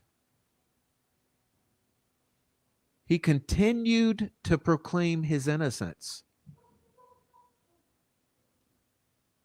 Okay, listen. By October, he's continuing to proclaim his innocence. Well, what's before October? Fucking July, when some signs of improvement are noticed. So as he comes out of this, some signs of improvement are noted. June, July, August, September. By October, he continued to proclaim his innocence. This is interesting. It's mentioned that maybe 3,000 out of 12,000 inmates receive regular injections. Unclear what this means.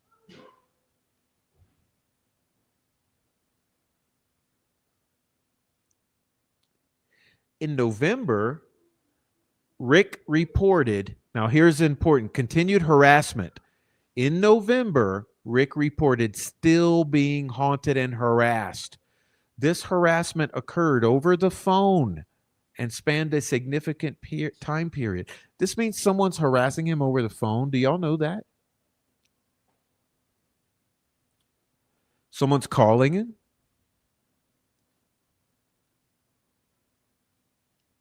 Who's calling him is threatening him?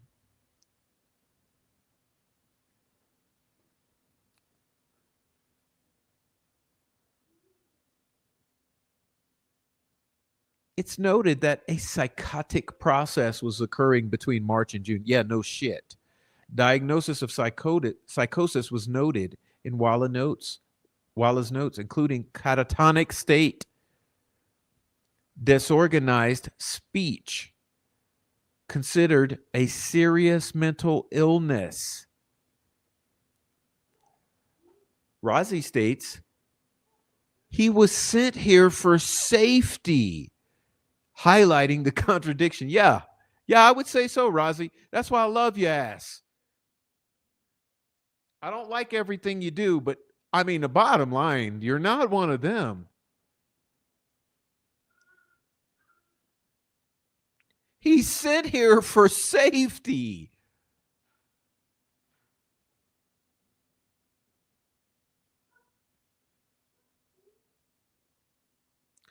Jesus. As a doctor, do you agree that he met the criteria for severe mental illness? Answer, no doubt. Meaning yes, Rick met the criteria. Yet, the court declared the DOC to be a safe environment for Rick, despite the serious mental illness.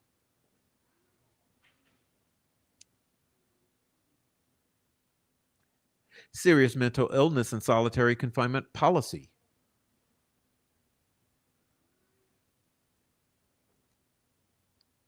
Serious mental illness patients are typically placed in solitary confinement for 30 days per Indiana DOC codes.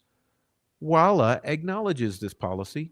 She notes the policy exists due to potential effects on the brain and because it's a documented protocol.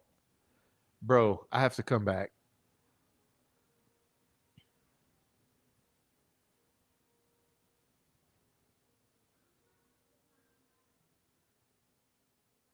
Like I'm saying, every fucking level of this oversight absolutely knows what's going on.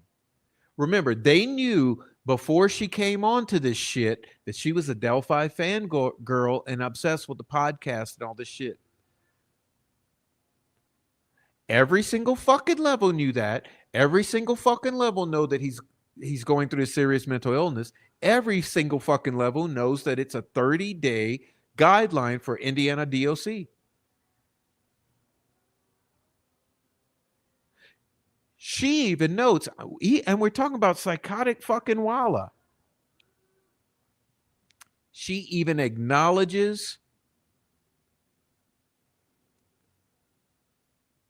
that the policy exists due to the potential effects on the brain and because it's a documented protocol. Exceptions in Rick's case. Exceptions to this 30-day policy are made for individuals deemed an extreme danger to others. Walla asserts that Rick did not fall under this extreme danger exception. Question: approximately how long was Rick in solitary? Answer: 12 months.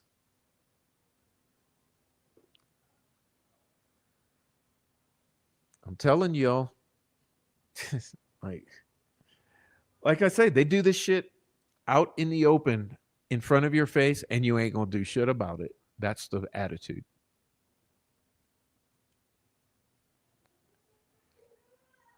Questions about IPAC, Indiana Protection and Advocacy Services Commission, versus IDOC lawsuit in Southern District Court are raised. Diener objects.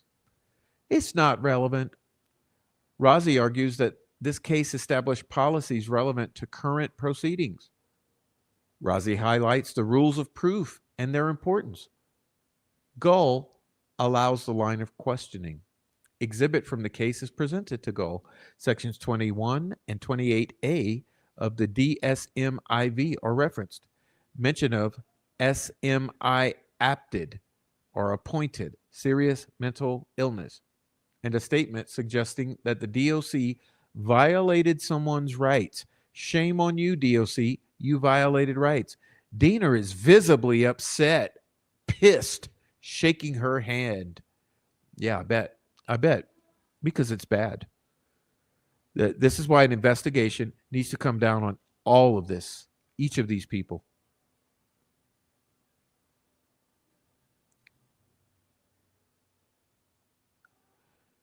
APA Code of Conduct. Razi provides Wallah with documents regarding exceptions to privilege. He reminds Wallah about statements related to homicides not being privileged, which Rick was allegedly not informed about. Discussion about APA's Code of Conduct. Of course, this shit has built to such a climax, and it's built to such an intensity that got to take a recess, take a break, 10-minute break. You got Janice and Kathy crying. You got Diener and McClellan pissed off beyond all fucking recognition. Goal's having a fucking head is exploding.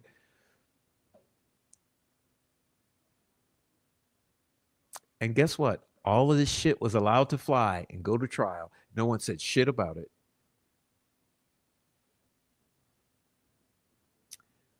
Discussion about whether Rick Allen was coerced and influenced by his environment. Oh, you don't think?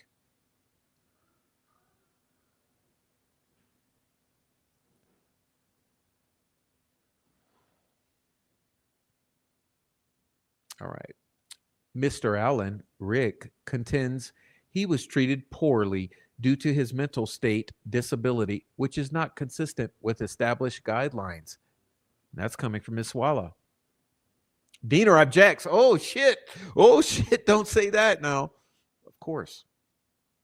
Arguing Wallah lacks authority to declare whether DOC violated policies regarding his serious mental illness status.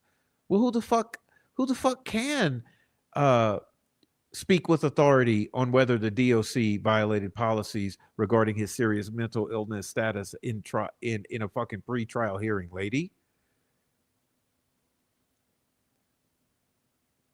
Razi counters by saying, we still have to prove human-created coercion. Razi asks for foundation, seeking to establish Wallah's expertise and authority. Question, are you familiar with the DSMIV? Wallah responds, yes, likening her familiarity to knowing the Bible. It's like my Bible, I guess is what she said. Question, are you familiar with the lawsuit between IPOC v. IDOC? Wallah confirms and acknowledges the case settlement defined SMI, serious mental illness, which the DOC adopted. Now we're getting into some meat and potatoes.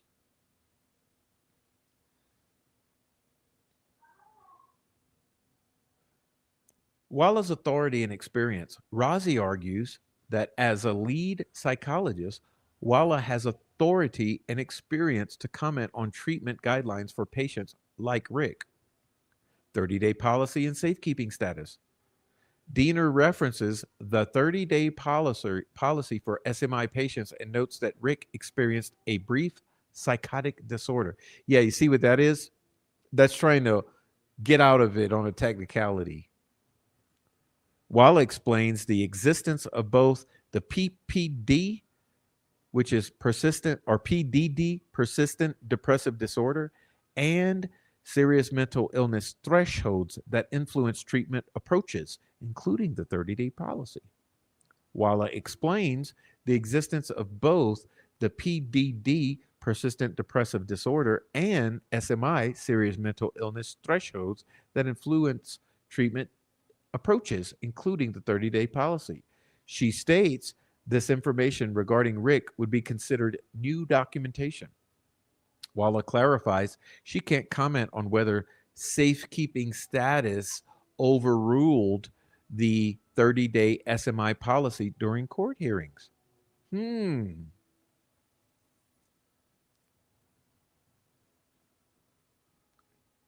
SMI diagnosis and exceptions to privilege. Diener inquires how an SMI, serious mental illness, diagnosis can change exceptions to privilege concerning homicide cases. Razi's personal knowledge of SMI cases. A series of questions are posed to establish Razi's extensive personal knowledge of SMI questions.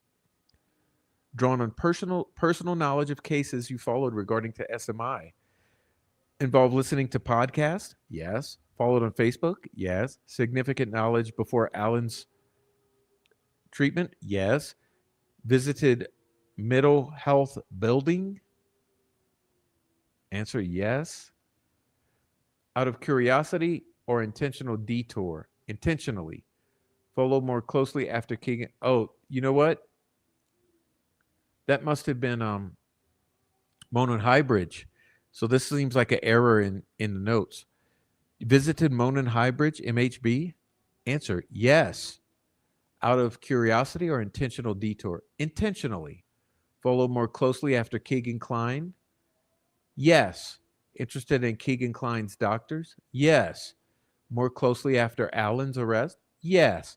Intentional routine to listen to podcast on commute? Yes. Sought information on Keegan Klein at work? Yes. Sorry about that. I hit the mic.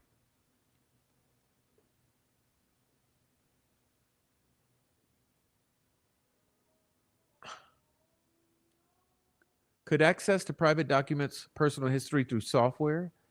Yes.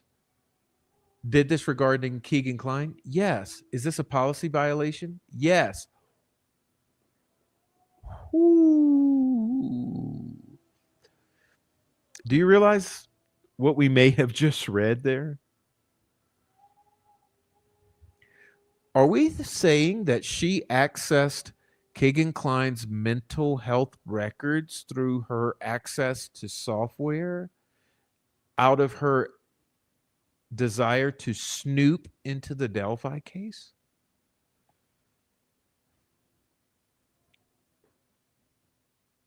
It sure does seem.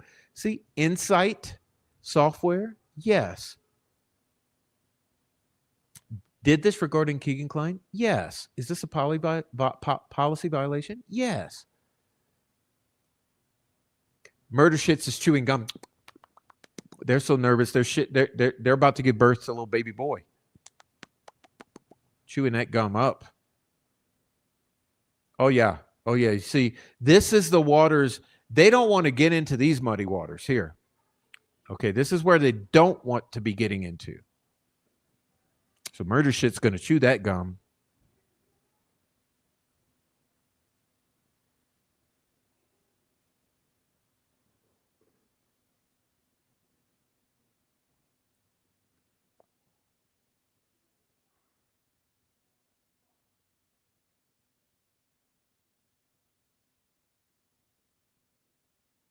It's hard to understand what's being said here because these are handwritten notes that someone has typed. You know, it's rough.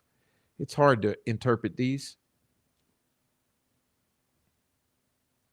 But it basically looks like, did you access or did you post a Facebook comment after Rick's arrest considering he was your patient? Yes. And commented on podcasts?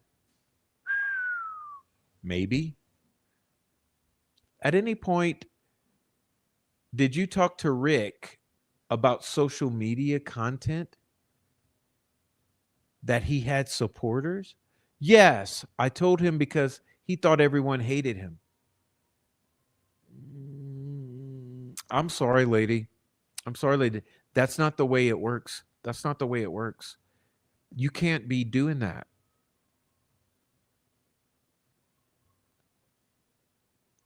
Razi hands Walla ethical considerations from the American Psychological Association. Principle B, Accept responsibilities and seek to resolve conflicts. Question: could your social media activity be a violation? Answer: I don't disagree. Bitch, that means yes. That means yes.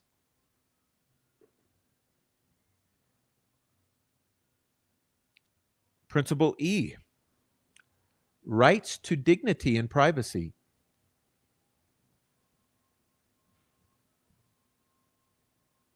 I can't interpret that response, but a question about conflict of interest regarding Walla's intrusion. Confirmation that there is a conflict.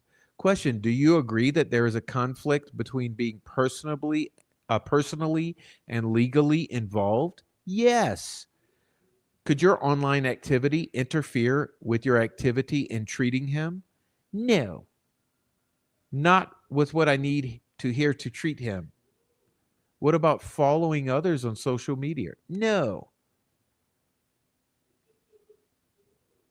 Did Walla obtain other confidential information? Yes. Did she make notes? Yes. Were the notes destroyed? Yes. Is it a violation of Rule 4.0? Not sure. Everybody does it. What do I do with that paper?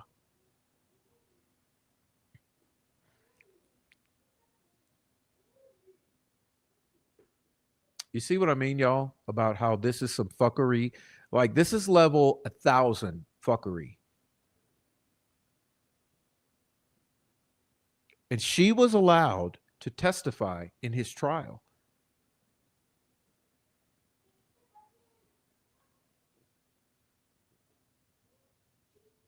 All right.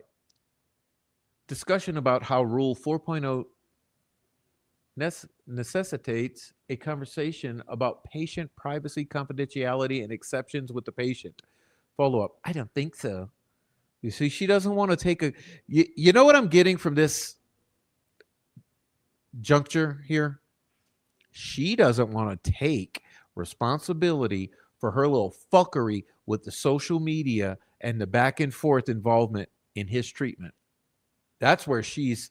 You notice a little pattern here? That's where she's trying to play damage control when it comes to social media and treating. That this is where she's fucking backed into a corner.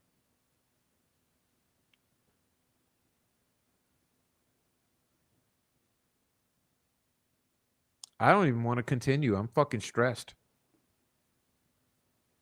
God, man, my eyes need a break. My brain needs a break. Okay, where are we?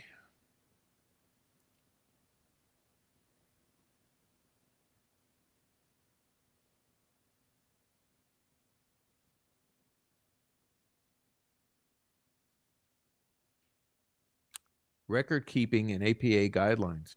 Additional questions regarding record keeping standards. Walla's response: in terms of testifying records, how we've always done it. Walla is shown the APA guidelines. Impression that Walla isn't familiar with them. Not as much as I should be.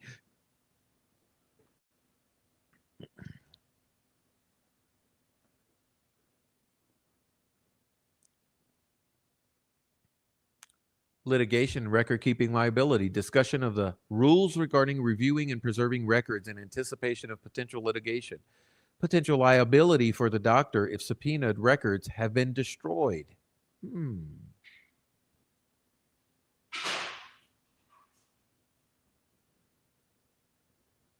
Diener objects. Freaking out. Fuck my life right now. This is bad for me. Us. Stating they appear to be discrediting Walla. Questions the relevance to the claim that Rick's Miranda rights were violated through coercion. Rick argues the line of question, Rozzy argues the line of questioning is relevant. States there was a violation of due process due to Rick's placement in DOC care despite his condition. Highlights the DOC rules and procedures are crucial to the case. Judge agrees with Rozzy's assessment of relevance. Rozzy provides Hashman with APA guidelines. That must be Harshman. Do you agree your connection was improper? I do. Wouldn't do it in retrospect. See, I'm unclear what that is, but moving on. DOC directive and RHU treatment. Razi introduces the DOC directive April 2022, Chapter 3, which addresses the IIAS, individuals with intellectual and other developmental disabilities settlement regarding the treatment of prisoners in restricted housing units. List appropriate facilities, notably Westville, is not included. Walla agrees. She followed the 30-day policy only because of the safekeeping status imposed upon Rick. Her statement, "It's what I was told, not my call. Wish I could have." Passing the buck, but also telling the truth. She wasn't going to get him out of that solitary confinement. Come on, let's be real here. Let's be real here. Yeah, how in the fuck did they get away with this?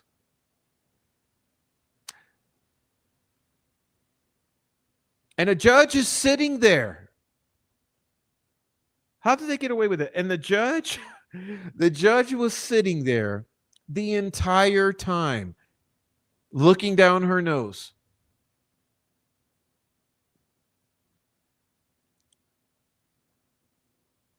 Psychosis induced by stressors pertaining to confinement, brought up by Walla.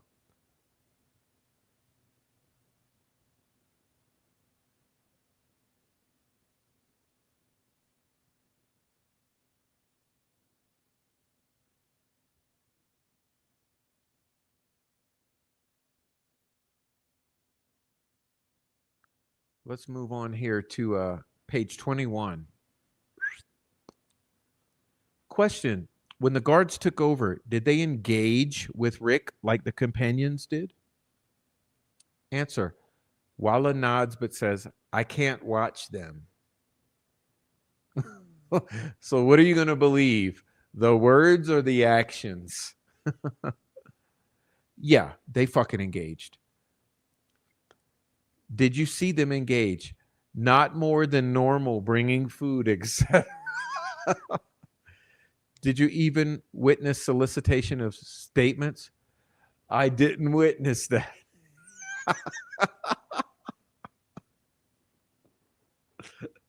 Welcome to Friday show, y'all. Sorry. Yeah, fuck that bitch. It takes a special breed to abuse a prisoner in chains. Okay. Indiana State Prison concerns. Question. Did ISP want to talk to, Indiana State Police concerns. Now listen to, this is the part that I love this. Okay. Check this out, y'all.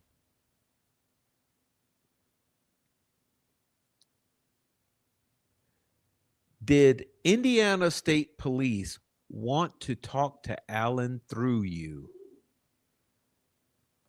Answer, I think so.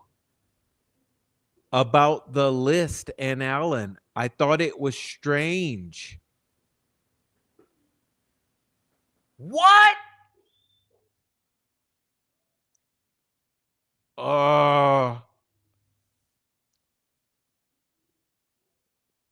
Am I the only one who reads these fucking documents and understands the statements?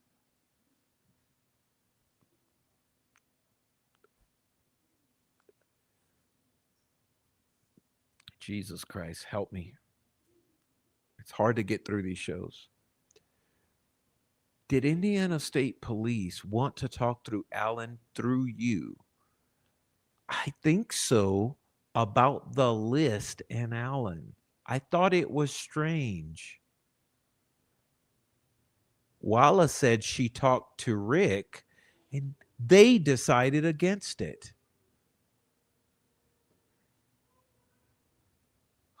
Fuck my life. Indiana can do what the fuck they want. If they can do this be on the record, and you just do what the fuck you want. You put the man behind bars, you get a jury to agree. It's all good. He's the killer.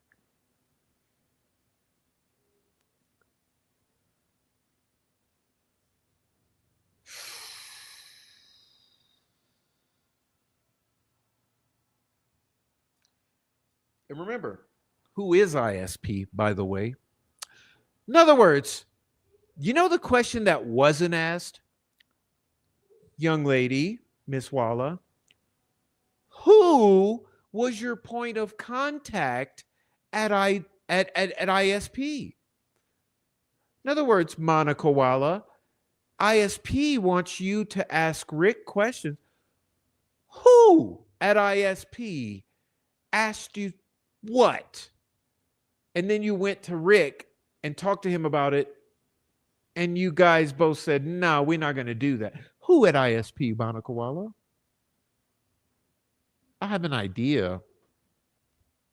I mean, you only got fucking two choices. Let's be honest here. It's either Mullen or Holman. Mullen or Holman. So who was you talking to, Monica Walla? While you're simultaneously, you're in the Discord with this one, and then you're in the Twitter group chat with fucking Hoffman and the defense people and the other lawyers, Bob Mott and them, and then you're in this, and then you're over there with the fucking prosecution. Someone want to tell me why this shit is allowed? I don't. Let's move on. Okay, where are we? Fuck it, I'll read it again. It's that bad. Did ISP want to talk to Alan through you? I think so. About the list and Alan. I thought it was strange. I talked to Rick and we decided against it. Now moving on. Confirmation that Rick's baseline is depression and anxiety. Reference to large volume of documents received whatever, May 23rd. I don't know what that means.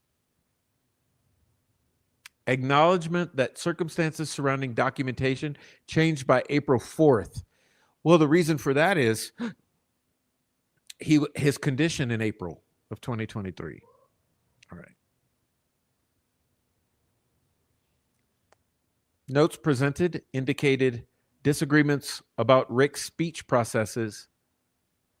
Changes in Rick's presentation were noted. A visit was deemed potentially bothersome. On May 7th, a 24/7 watch was implemented. Reasoning unclear. All right, y'all.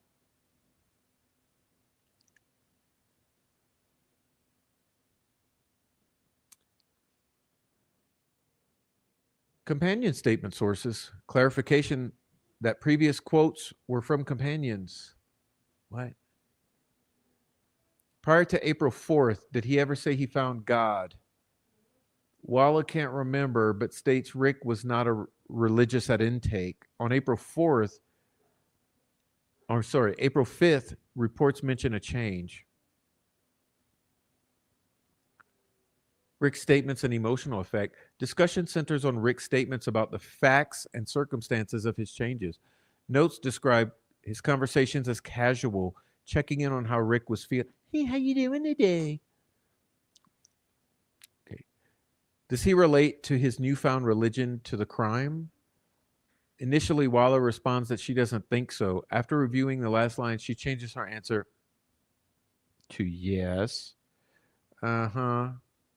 Yeah. Yeah, you see the vibe. You catch the vibe. So the vibe is, no, his shit ain't related to, his religion shit ain't related to this crime. Initially, she responds, I don't think so. But then she thinks about that. She thinks about it. She says, yes. Mm-hmm. Let's railroad this motherfucker right now.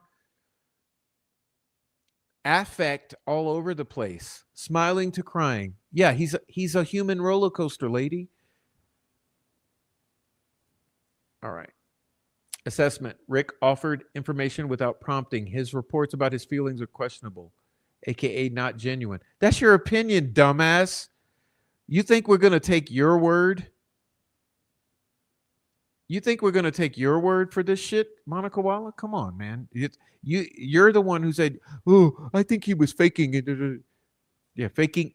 Is he faking eating his own shit and banging his head against the wall and knocking himself out and doing all the fucking crazy shit? You think he's faking that shit? I'm not going to believe you as to whatever is genuine with that guy. Come on. All right. So it's noted that Rick's condition improved with injections.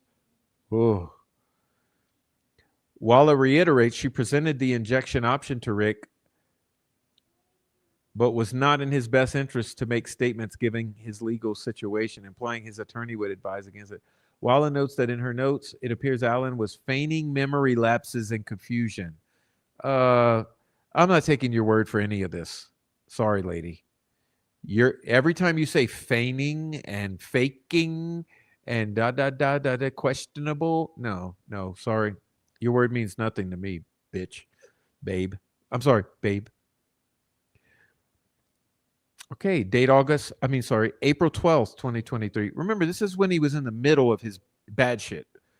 Rick refuses to leave recreation area for an interview.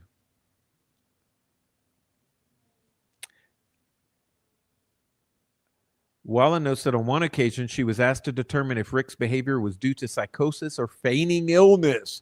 You see how they're really pushing for that feigning shit. You see, they have to do that because if you're going to say that his confessions are legit, then you have to say he was faking the mental illness. That's why this goes like hand in hand.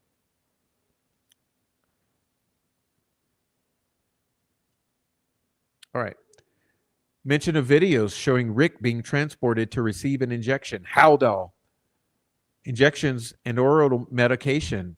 Weekly Haldol. Nightly for sleep. Wallace's assessment. Still, many days communication was impossible. You understand that? Many days communication was impossible. Concern about potential over-medication.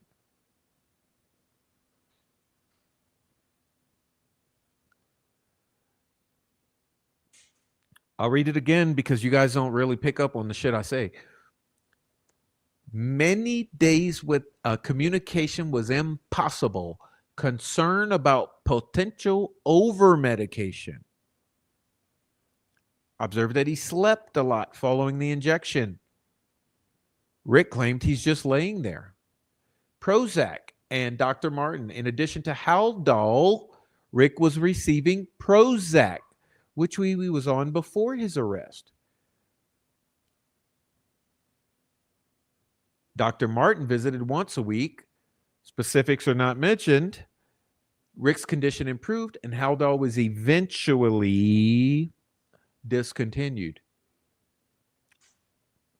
All right. Now, here's a part where I have cried reading this. I have cried reading this. This is always the part where I sometimes cry. So I'm going to not do it tonight. But it's your trigger warning for those ladies in there that's sensitive. Weight fluctuations and control. Rick was obese upon intentionally skipped meals in an attempt to regain some control and be healthier. Observation. Lost weight, was healthy, and then by April 23rd, tanked. Not healthy. Eventually rebounded. Remember, we've seen those photos from April. Remember those photos? Or that photo? That one photo with the dirty shirt and the this shit and that shit and the other, and he's like skin and bone skeleton. And his skin is all weirdly colored. Conflicting statements and depression. Notes indicate that Rick could be highly talkative some days in April. Conflicting statements made. Want to kill myself and friends and family. Materially, I don't want to die. Too much of a coward, I don't. May 3rd, Rick experiences a seizure. He cries out for help and asks to call his wife, Kay. Kay does not answer the phone when Walla calls. Walla finds a cordless phone, locates the number, and assists Rick in dialing. Rick whispered to his attorney, possibly correcting something. Unclear how long Rick was without his tablet. Then Rick's confessing, I want to tell my wife what I've done. I want you to hear it. Rosie interrupts. Did he tell you what his wife said? Rick replied to Walla, she doesn't believe me. Dr. Dwenger's observations, maybe? She wants to add stressors, lack of consistent communication with the team. So Rick sometimes felt they didn't want to hear from him, especially during the period when he wanted to confess to many people. Notes that finding God brought Rick comfort. Dwenger claims Rick said, I'm going to get right with God. Walla asks if progress reports were noted.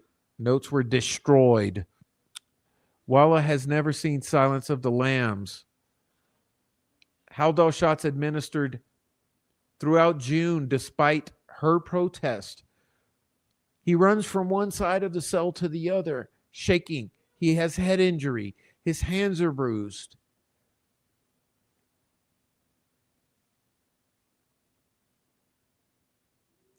Tests are missing.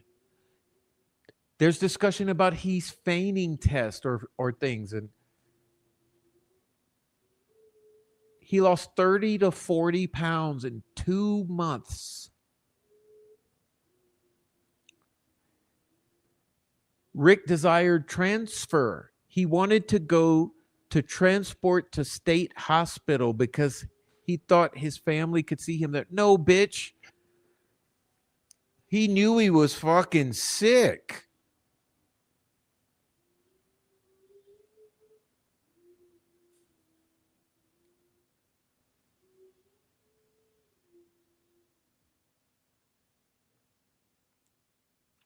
And then there's some vague reference here to Brian Harshman. Okay. Some vague reference to Brian Harshman.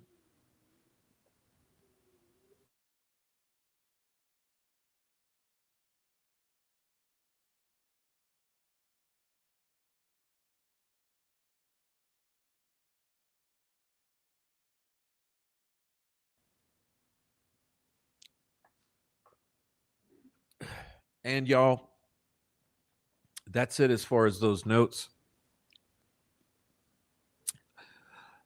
But I got to say, I would love to see the transcript because just see, this is what this judge has done to all of us and to the world and to Rick. This judge has ensured this type of vagueness, confusion, cloudiness. She didn't want this broadcast because she didn't want this shit. I've said it from the very fucking, well, I called that shit from the beginning. I called it from the beginning. She didn't want this shit seen. None of it. And remember, like I said, we're not talking about this deleting 70 fucking days of interrogations or deleting or not testing other male DNA or any of the other bullshit.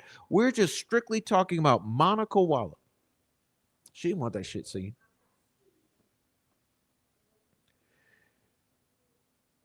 And we don't even have a transcript. So we're forced to fucking rely on some lady who had to sit in a fucking courtroom uncomfortably, all right, with a pencil on a fucking notebook or notepad and try to keep up with all that's going on.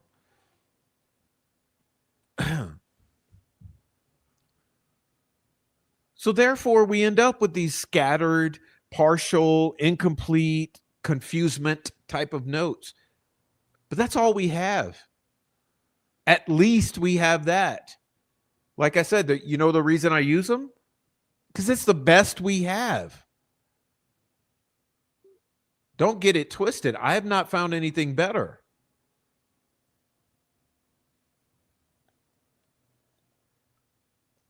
Look, you try dropping. Let me just say something.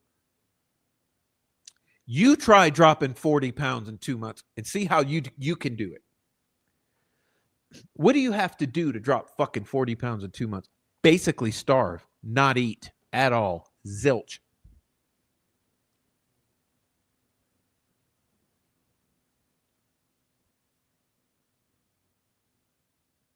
All right.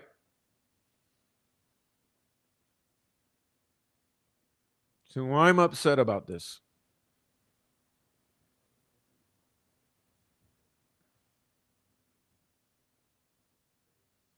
Well, think where we started. Let me bring it back around. And let me just before we go too far, just say that I honestly do really appreciate all of you in the chat. I love you all in the chat so much. Some of you I can't stand your ass, but I love my chat. As long as you're nice to each other, I'm good. But I know that we're all here for the same reason. See, this is where I'm getting at with the love. I love you all in my chat because listen, I said so many times, I'm not here for just Rick Allen. This goes back to Abby and Libby because listen, the whole deal is that they had to do this to Rick Allen in order to prevent the truth about Abby and Libby from coming to light. This whole thing has been an attempt. It's a berry job. Okay, it's a berry job. You know what that is. They really did think that they could grab Rick Allen, they could have him plead guilty, be done with it. It's a total berry job. Everything goes away forever. And he fucked up their plans. He fucked up their plans because although he he he he was brought to this point, they didn't defeat him. You know what I mean? Like he somehow weathered the storm and he came out on the other end and didn't go with the program despite being tortured and drugged for over a year. No, I ask you, how many do you think they fucking done that to? Just in this state alone. Just this group of guys.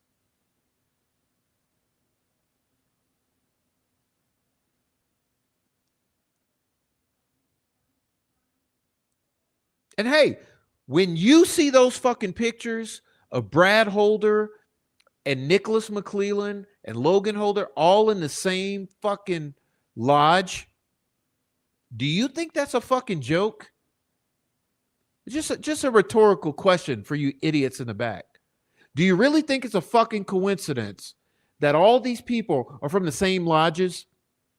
Kathy Shanks people, Mike Patty's, fucking Nicholas McClellan, the Holders, blah, blah, blah, blah, blah, blah, blah, blah, blah, blah, blah.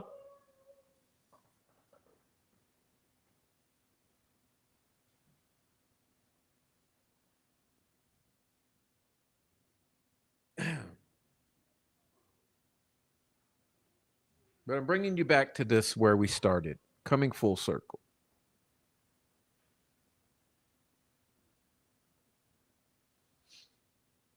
Remember, this is the Caitlin Kendall.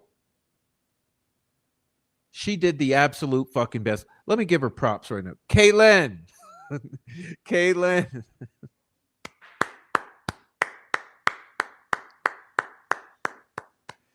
Good job, Caitlin Kendall, WRTV staff.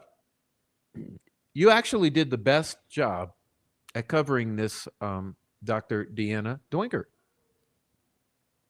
All right, remember, this is what we started with because I wanted you to see specifically the points that she lays out. And you can find this online.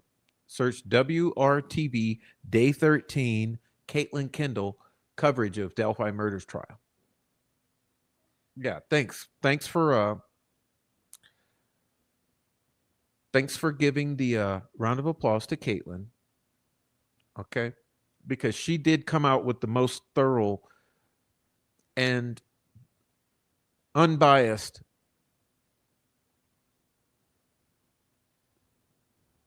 telling of this.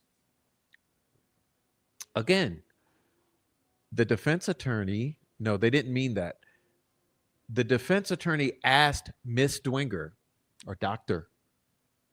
Dwinger about her interactions with Dr. Wallace. She said Walla told her of her interest in the Richard Allen case after she was assigned to the case. Walla told her she was a true crime fan and listened to Delphi podcast. She said she sought counsel from a supervisor regarding the information. Dwinger also testified she knew Dr. Walla had visited the High Bridge before Allen arrived in Westville.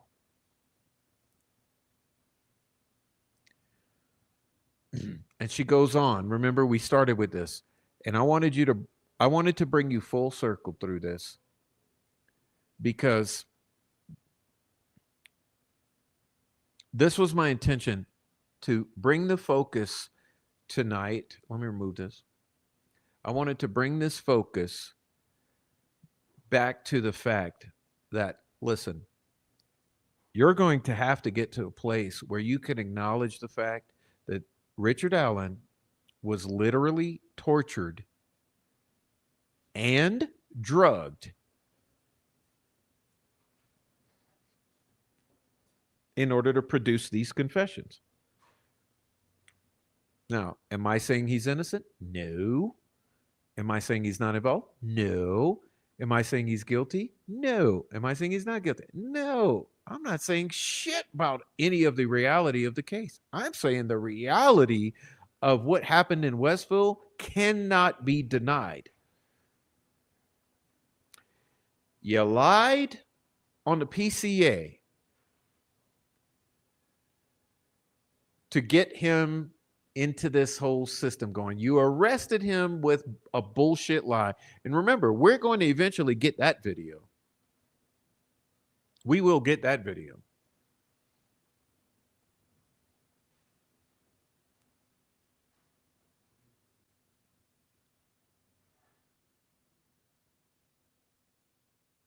So eventually, we'll see how he was arrested. But I mean, come on, 1965 comment. Now we see that we have two witnesses to a vehicle similar to that. Come on. And Tony Liggett tried to turn it into Richard Allen's vehicle, just like he tried to turn all the witness descriptions of all kind of different people into Richard Allen. He tried to make that blue jacket Richard Allen's, although Richard Allen didn't get that jacket till years after the Delphi murders. So this is like lies, lies, lies, lies, stacking up like fucking pancakes.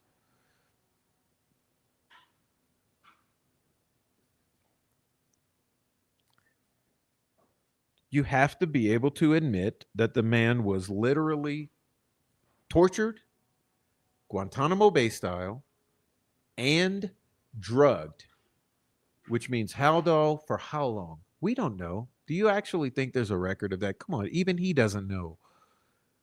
Can we be real here? Do you think Richard Allen knows how many fucking times he was injected? Come on, man. That's why you can't believe the fucking troll farm. They'll never acknowledge any of that. They'll never say, yeah, he was abused. Yeah, no, he was injected. No.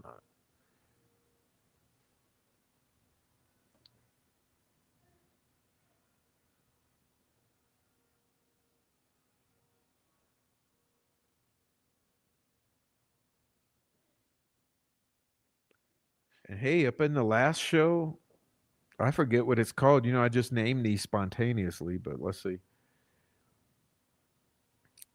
I called it Debunking the State. We specifically went into where Baldwin, it's kind of cute. Okay.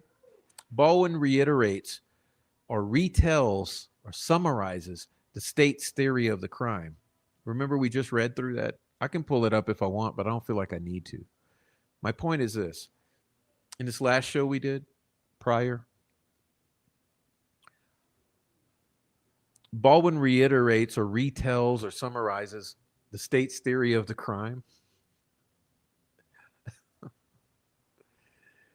And literally, you can't make this shit up.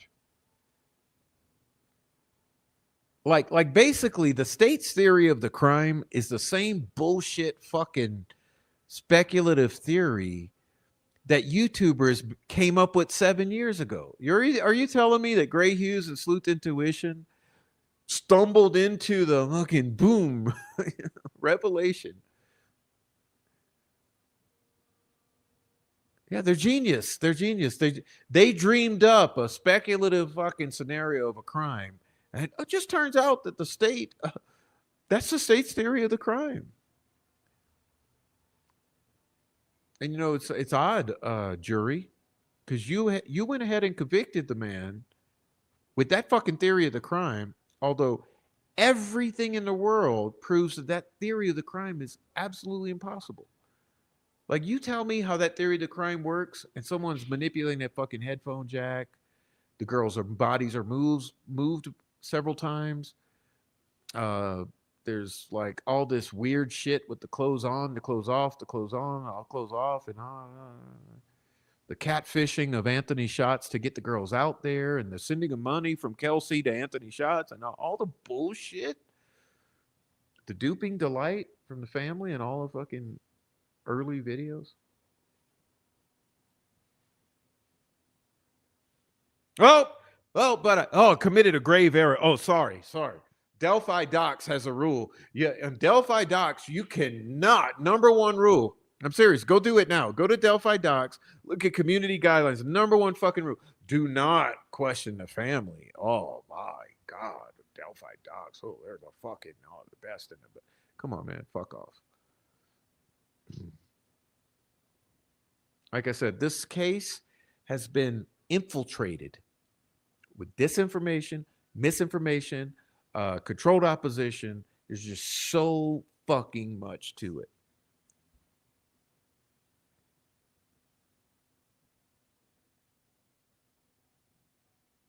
But everything speaks for itself. And that's what I mean by you cannot get away from the fact that things speak for themselves. And although it may take time, the truth will come to light, because since things do speak for themselves, they're already out there right in front of you. It's just going to be when you can remove those scales from your eyes and see for yourself what's literally in front of you. And hey, it's tough. That's why it's called a red pill. Hey, when you remember in the Matrix, the red pill is that reality is pretty fucking disheartening when you see it. So most choose to chew on that fucking blue pill, and they will never stop.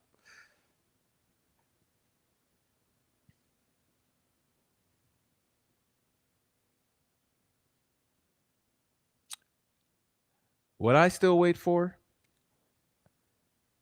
last proof of life of those two girls, those answer a lot of questions. That'll answer a lot of questions. And so I'll wait. And until then, I'll still be skeptical. And I'll still keep speaking the truth about what I see. And I mean, dude, if you can't look at this day 13, November 1st, 2024, at Miss Deanna DeWinger's testimony, look at Monica Wallace's testimony, behavior, and also Robert Baston, and just try to understand what was going on in Westville.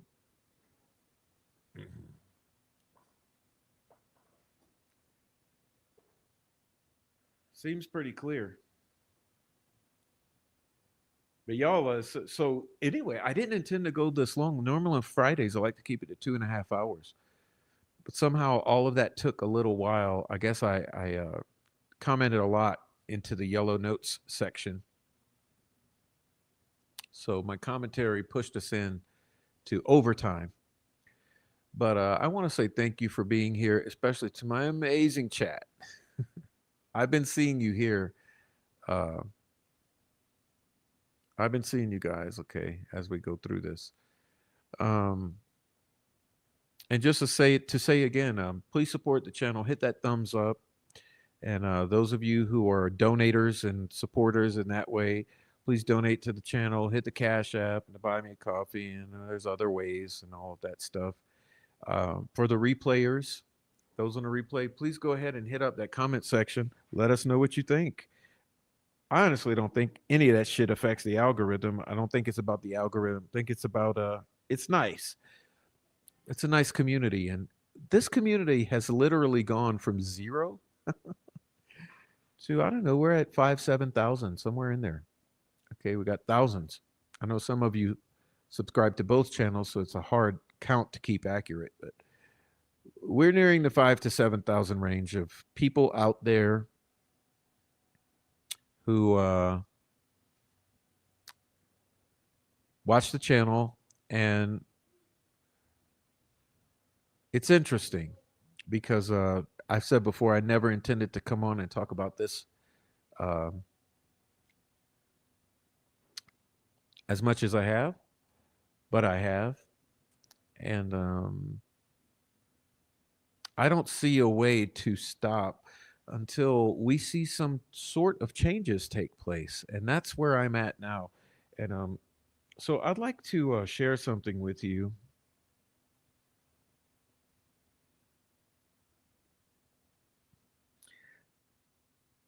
I'm going to give you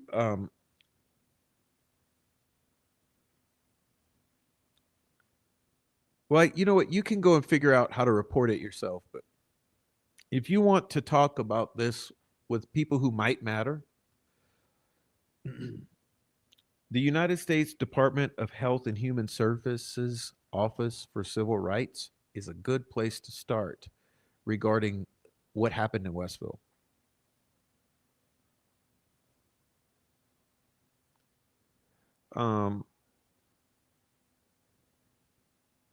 So you can Google it up. You're looking for the Mid-Atlantic region in Philadelphia. Okay, United States Department of Health and Human Services Office for Civil Rights, Mid-Atlantic region. You can contact them with your concerns. And the best way I know to describe it to you is to do a brief email or form submission outlining your major concerns about what happened to Richard Allen in Westville. Okay, and that centers upon his treatment as a pretrial detainee. And so no one has to tell you what to write. You can, it's best heard in your own words. That's called organic. It's something that politics doesn't know much about anymore. But try to be organic. Briefly lay out what you're concerned about, get it off the chest, 2 paragraphs, send it in, let them know what's your concern. And maybe Diana, you can please drop a link, and maybe what I'm saying is Diana may be able to know, she might know some other avenues where complaints may be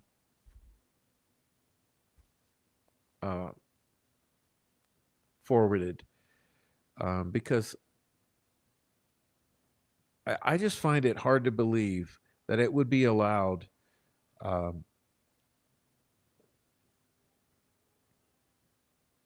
just seems like conflicts of interest,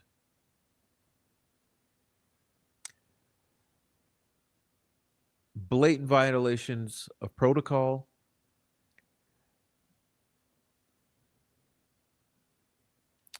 whole lot of concerns. But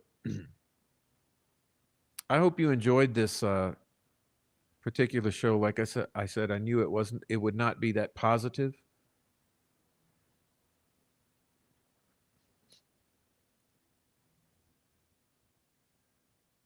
Other than for the sharing of information, okay? So all of this information, by the way, is available to you. It is. It's all there on the internet, regarding this Dr. Deanna Dwinger, this was all November 1st, 2024, which was day 13 of trial. You can go read about it. Hopefully, one day we might get the transcripts. This Mauna Koala, which concerned me today, was the July 31st. And that's not available as a transcript, but there's some coverage of it. And remember, Dr. Mauna Koala also testified in trial against Richard Allen, which is astonishing. According to her, he was faking it, but not according to anyone else above her. But that's what your true crime fan, Gray Hughes, Murder Sheet fanatic, info farmer, and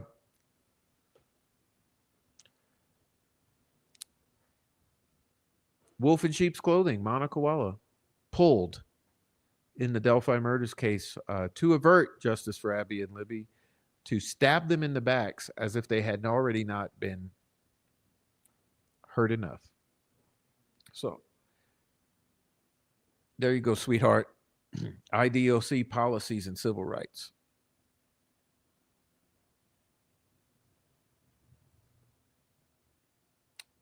Yeah, let me put this up because I agree with this, sweet cheeks. They're running Stalinist gulags all over the country. Let's be clear about that, not just Indiana.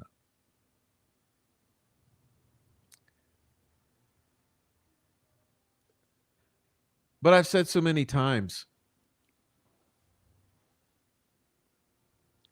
Question for you, and this I know Four Pits is left, but I know Four Pits can understand this. When you're sentenced to time, time is your penalty. Not abuse, not torture, not drugs, not embarrassment, not death. The time is your penance.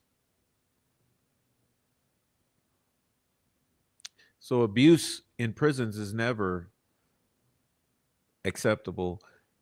And we know it happens everywhere. But for Richard Allen, you really have to think.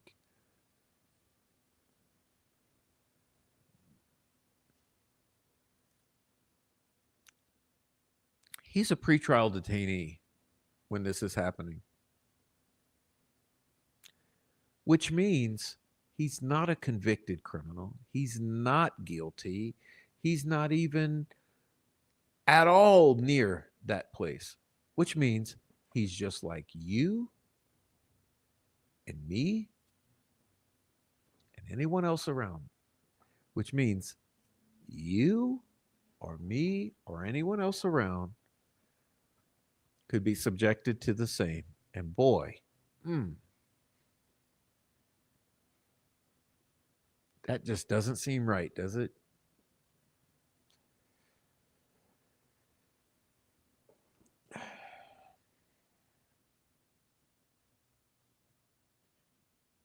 Anyhow, I like to thank all you sweethearts, especially the ladies in the chat. You're the best ladies in YouTube. And my fellas in the chat, you're the best guys in YouTube. You guys have been super duper awesome. Every single show, every single time you're here. And it's funny because even when we have the dumbass come in, it's like the dumbass coming into a good bar. It's like, we'll all kick your ass and you're out of here. So it never bothers me. Don't let it bother you. It doesn't bother me, but these dumbasses, you cannot believe the shit we have to deal with in Delphi, which tells you it's not the norm. It's abnormal. Something's wrong here. But with that, I'll leave it. I want to thank everyone who sent me a message. Thank you. Special thank you to Christy and anyone who sent me a message or a Cash App or buy me coffee. Someone messaged me about a membership, and I meant to say, I'll have to find who that is. Someone bought a membership on Buy Me a Coffee and wondered why it didn't show on YouTube because it's two separate things. So please don't be confused about that. The Buy Me a Coffee is a way to have a membership that supports me independently and just keeps it going. If you do a subscription like that, if you do a membership on YouTube, it's a whole different thing with the little icon. And remember, they take a third. YouTube takes damn near 30% or so of any monies that go through YouTube. So when I suggest Buy Me a Coffee or Cash App, it's because it's a less of a percentage they take. But I do appreciate the YouTube memberships as well, because I really love it when someone gifts like memberships to the chat, because chat members suddenly get gifts, and I like gifts. Anyway, so thank you for anyone who's ever supported the channel, and especially those of you tonight. And on the replay, you can support with a thumbs up in the comments. And shout out to the supporters tonight: Keith Kellogg, Rebecca Ann, Jennifer Hoff, Indy Cindy, and the Cash Appers, and all you lovely people. Anyway, I love you guys. I'm out of here. I know it's late, and I am tired. So I'm out of here. And God bless Libby and Abby. God bless Richard Allen, and all of you. And we'll catch you on the next go round. Probably be a couple days. So God bless. And hey, go check out that crypto news. All right. Bye, guys.